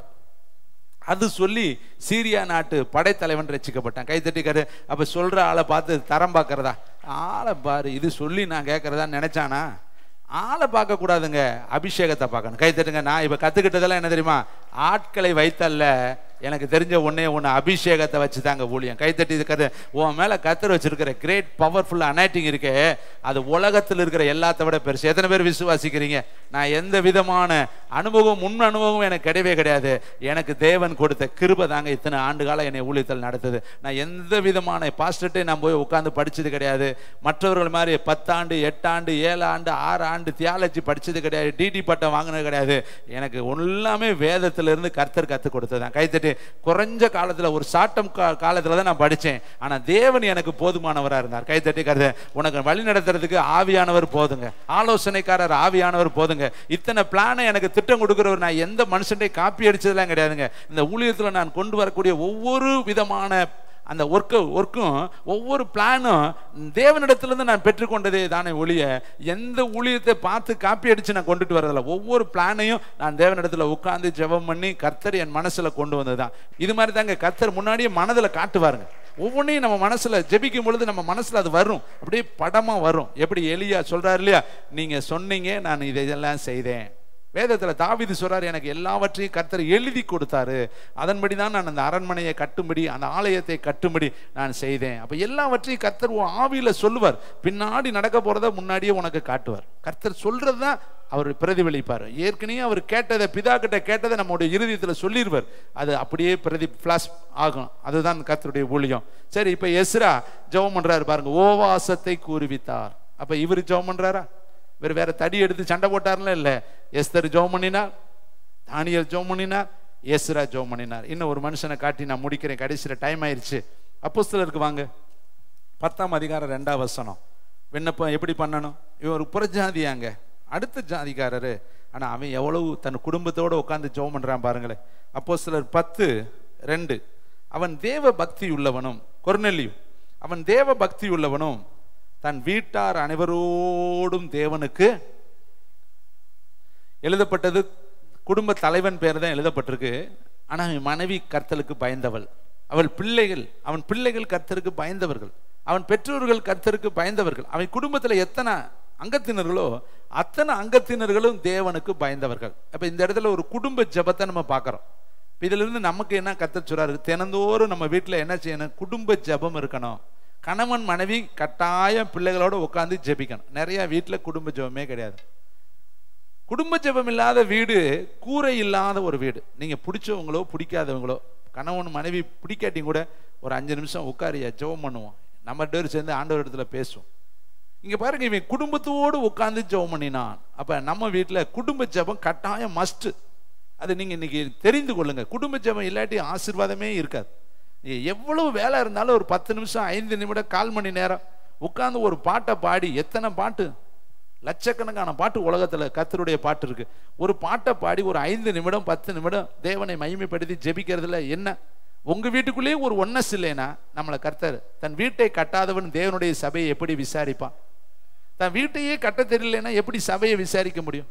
தன் வீட்டிலேயே சாட்சி இல்லைன்னா நம்ம வெளியில எப்படி சாட்சியா இருக்க முடியும்? அதனால தயவு செய்து இந்த இடத்துல இருக்கிற நீங்க, லைவ்ல இருக்கிற நீங்க, யாராவது வீட்டில் குடும்ப ஜெபம் இல்லைன்னா தயவு செய்து இன்னைக்கு குடும்ப ஜெபத்தை உருவாக்குங்க. கொர்நேலியு தன் வீட்டாரோடு அமர்ந்து தேவனுக்கு என்ன பண்ணணும்? தேவனுக்கு பிரியம் பயந்தவனுமாய் இருந்து ஜனங்களுக்கு மிகுந்த தர்மங்களை செய்து எப்பொழுதும் தேவனை நோக்கி ஜெபம் பண்ணி கொண்டே இருந்தான். எத்தனை நற்கிரியை பார்த்தீங்களா? ஒன்னும் பயந்தவன், ஜெபம் பண்ணுகிறவன், தர்மங்களை செய்கிறவன், எல்லாமே இருக்கு. எல்லா ஹேபிட் அவன் இருக்கு. தரித்திரரை நினைத்துக் கொள்ளுங்கன்னு எழுதியிருக்கு இல்லையா? அப்ப இவன் தர்மங்களை நிறைய செய்கிறவன். நாமும் நம்முடைய வாழ்க்கையில ஏழைகளுக்கு எளியவங்களுக்கெல்லாம் செய்யுங்க. அது செஞ்சதை போய் யார்ட்டையும் சொல்லாதே. நம்ம பிள்ளைகள் இன்னைக்கு அதை பிரசித்தப்படுத்துவதை விரும்புகிறார்கள். இல்லாட்டி மற்றவங்க கேட்குறாங்க, நம்மளையும் கேட்பாங்க. சிலர் வந்து கேட்பாங்க, என்ன செய்கிறீங்க? உங்கள் ஊழியத்திலிருந்து ஏதாவது செய்கிறீங்களா? யாருக்காவது செஞ்சதில் லிஸ்ட் இருக்கா? யாருக்குமே தெரியக்கூடாதுங்க. நீங்கள் செய்யறது யார்கிட்டையும் சொல்லாதே. நீங்கள் செய்யறதை பிரசித்தப்படுத்தாதே. உன் கை செய்யறதை பரலோக கை பார்த்துருச்சு. நீங்கள் அதை போய் செஞ்சேன்னு சொன்னால் உனக்கு ஒரு பிரதிபலனும் இல்லைன்னு ஆண்டவர் எழுதி வச்சிருக்கார். தர்மம் செய்யும் பொழுது அதை வெளியில் சொல்லாத. அப்படி செய்தால் உனக்கு என்ன கிடையாது, அதுக்குரிய மகிமை இல்லைன்னு ஆண்டவர் அழகாக எழுதி வச்சிருக்கு. நம்ம என்ன பண்ணுறோம்? அது தெரியணும்னு நினைக்கிறோம். அதுவே பிசாசுடைய ஆவி. அது தெரியக்கூடாது. நம்ம வெளியே கொடுக்கும் பொழுதே 4 பேருக்கு தெரிகிற மாதிரியே கொடுக்கக்கூடாது. மறைத்து ஒழித்து தெரியாமல் கர்த்தருக்கு பயந்து கொடுத்து பாருங்களே, அதோடைய மகிமை வேறு. அதை நான் கொடுக்கறது எப்படியாவது ஸ்தேவானுக்கு தெரியணுமேன்னு அவருக்கு தகுந்த மாதிரி நான் கொடுத்தேன்னு வச்சுக்கங்களே, அவர் பார்க்கட்டும்னே நான் கொடுக்கறது. அப்போ அவர் பார்த்துட்டு போய், ஐயா கொடுத்தாரே நான் பார்த்தேனே, நான் தான் பார்க்கணும்னே தானே கொடுத்தேன். அப்போ அவர் பார்க்காம என்ன பண்ணுவார்? அப்போ நம்ம செய்யறது யாருக்குமே தெரியக்கூடாது. இது தெரிஞ்சுக்க நம்ம என்ன பண்ணுறது? 4 பேருக்கு முன்னாடி கொடுக்குறது. காணிக்க போடுறப்பே அப்படிதான். அந்த நோட்டை எடுத்துட்டு இப்படி கன்னத்தில் ஆடிக்கிட்டே வர்றது. ஏன்னா இவர் இவ்வளோ ரூபா போடுறாராம், அது எல்லாருக்கும் தெரியணுமா, அதை கொண்டாந்து பார்க்கறது. அப்படி போடுறப்பே 2 பேர்த்திட்ட பார்க்கறது. பார்க்குறானா இல்லையா? இதெல்லாம் என்னென்ன மேஜிக் வேலை. தேவனுடையத்தில் வரும் பொழுது பயந்து நடுங்கி என் காணிக்கை நீங்கள் ஏற்றுக்குங்கன்னே வரணும். ஜெபம் பண்ணுறப்ப சும்மா அசால்ட்டெல்லாம் ஜெபம் பண்ணக்கூடாது. ஆண்டவரே என் ஜெபத்தை கொஞ்சம் தயவாக கேளுங்க, என் சத்தம் உங்கள் பரலோகத்தில் தொனிக்கட்டும், அப்படி கேட்கணும். என்னைக்கு நம்ம தாழ்மை படுகிறோமோ அன்னைக்கு உயர்த்திடுவார். இந்த கொர்நேலியு பாருங்க, அவ்வளவு தாழ்ந்து இவனுக்கு பதில் பகல்லே வருதுங்க. அவன் தானியேல் ராத்திரில ஜெபம் பண்ணி பதிலை பெற்றுக்கணும். இவன் பட்ட பகல்லே பதிலை பெற்றுக்கொள்றாங்க. அப்ப கர்த்தருக்கு பதில் பகல்லையும் கொடுக்க முடியும், ராத்திரிலையும் கொடுக்க முடியும். பகலில் ஏறக்குறைய 9ஆம் மணி நேரத்தில் தேவ தூதன் தன்னிடத்தில் வரவும் கொர்நேலியுவே என்று அழைக்கும் பிரத்யட்சணமாக தரிசனம் கண்டு. அப்படின்னு என்னது? லைவான தரிசனம், நேரடியா தரிசனம், எல்லாத்துக்கும் கண்ணு பார்க்க தரிசனம். கொர்நேலியு பகல்ல பார்க்கிறாரு, பவுலு பகல்ல பார்க்கிறாரு. அவன் போய்கொண்டு இருக்கும் பொழுது தேவனுடைய தரிசனம் அவனுக்கு உண்டானது. பேதுரு பகல்ல பார்க்குறாரு, அப்படியே மூன்றாம் மாடியில் இருக்கிறாரு, தரிசனம் அவனுக்கு உண்டாகுது. அப்போ ராத்திரிலையும் பார்க்க முடியும், பகல்லையும் பார்க்க முடியும். ஆனால் மனசு மட்டும் நம்ம ஒருமுகப்படுத்தினா கர்த்தர் காண்பிப்பார்.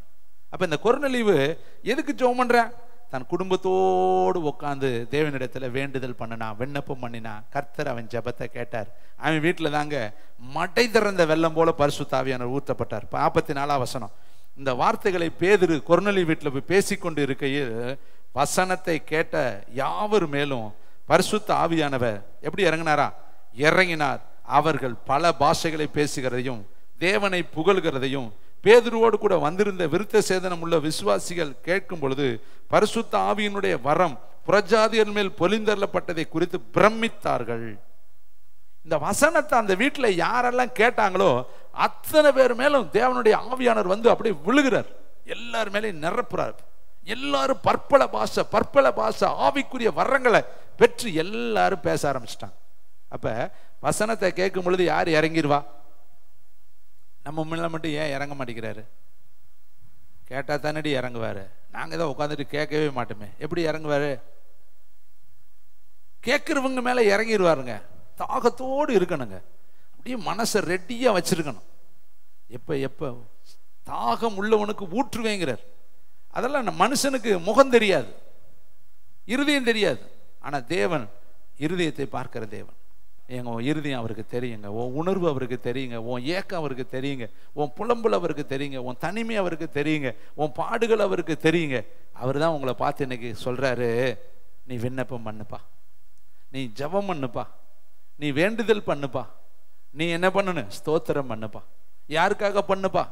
உன் பிள்ளைகளுக்காக, உனக்காக, உன் குடும்பத்துக்காக, உன் பிரயாணத்திற்காக.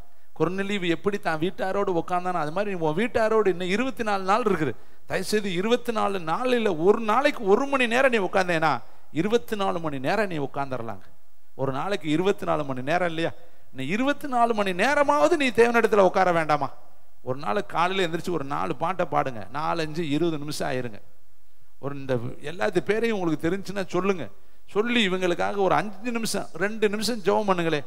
பிறருக்கு நீங்க ஜெபம் பண்ணி பாருங்க, உங்க முகக்கலை தானியேலின் முகக்கலையா மாறிடும், தாவீதின் முகக்கலையா மாறிடும்.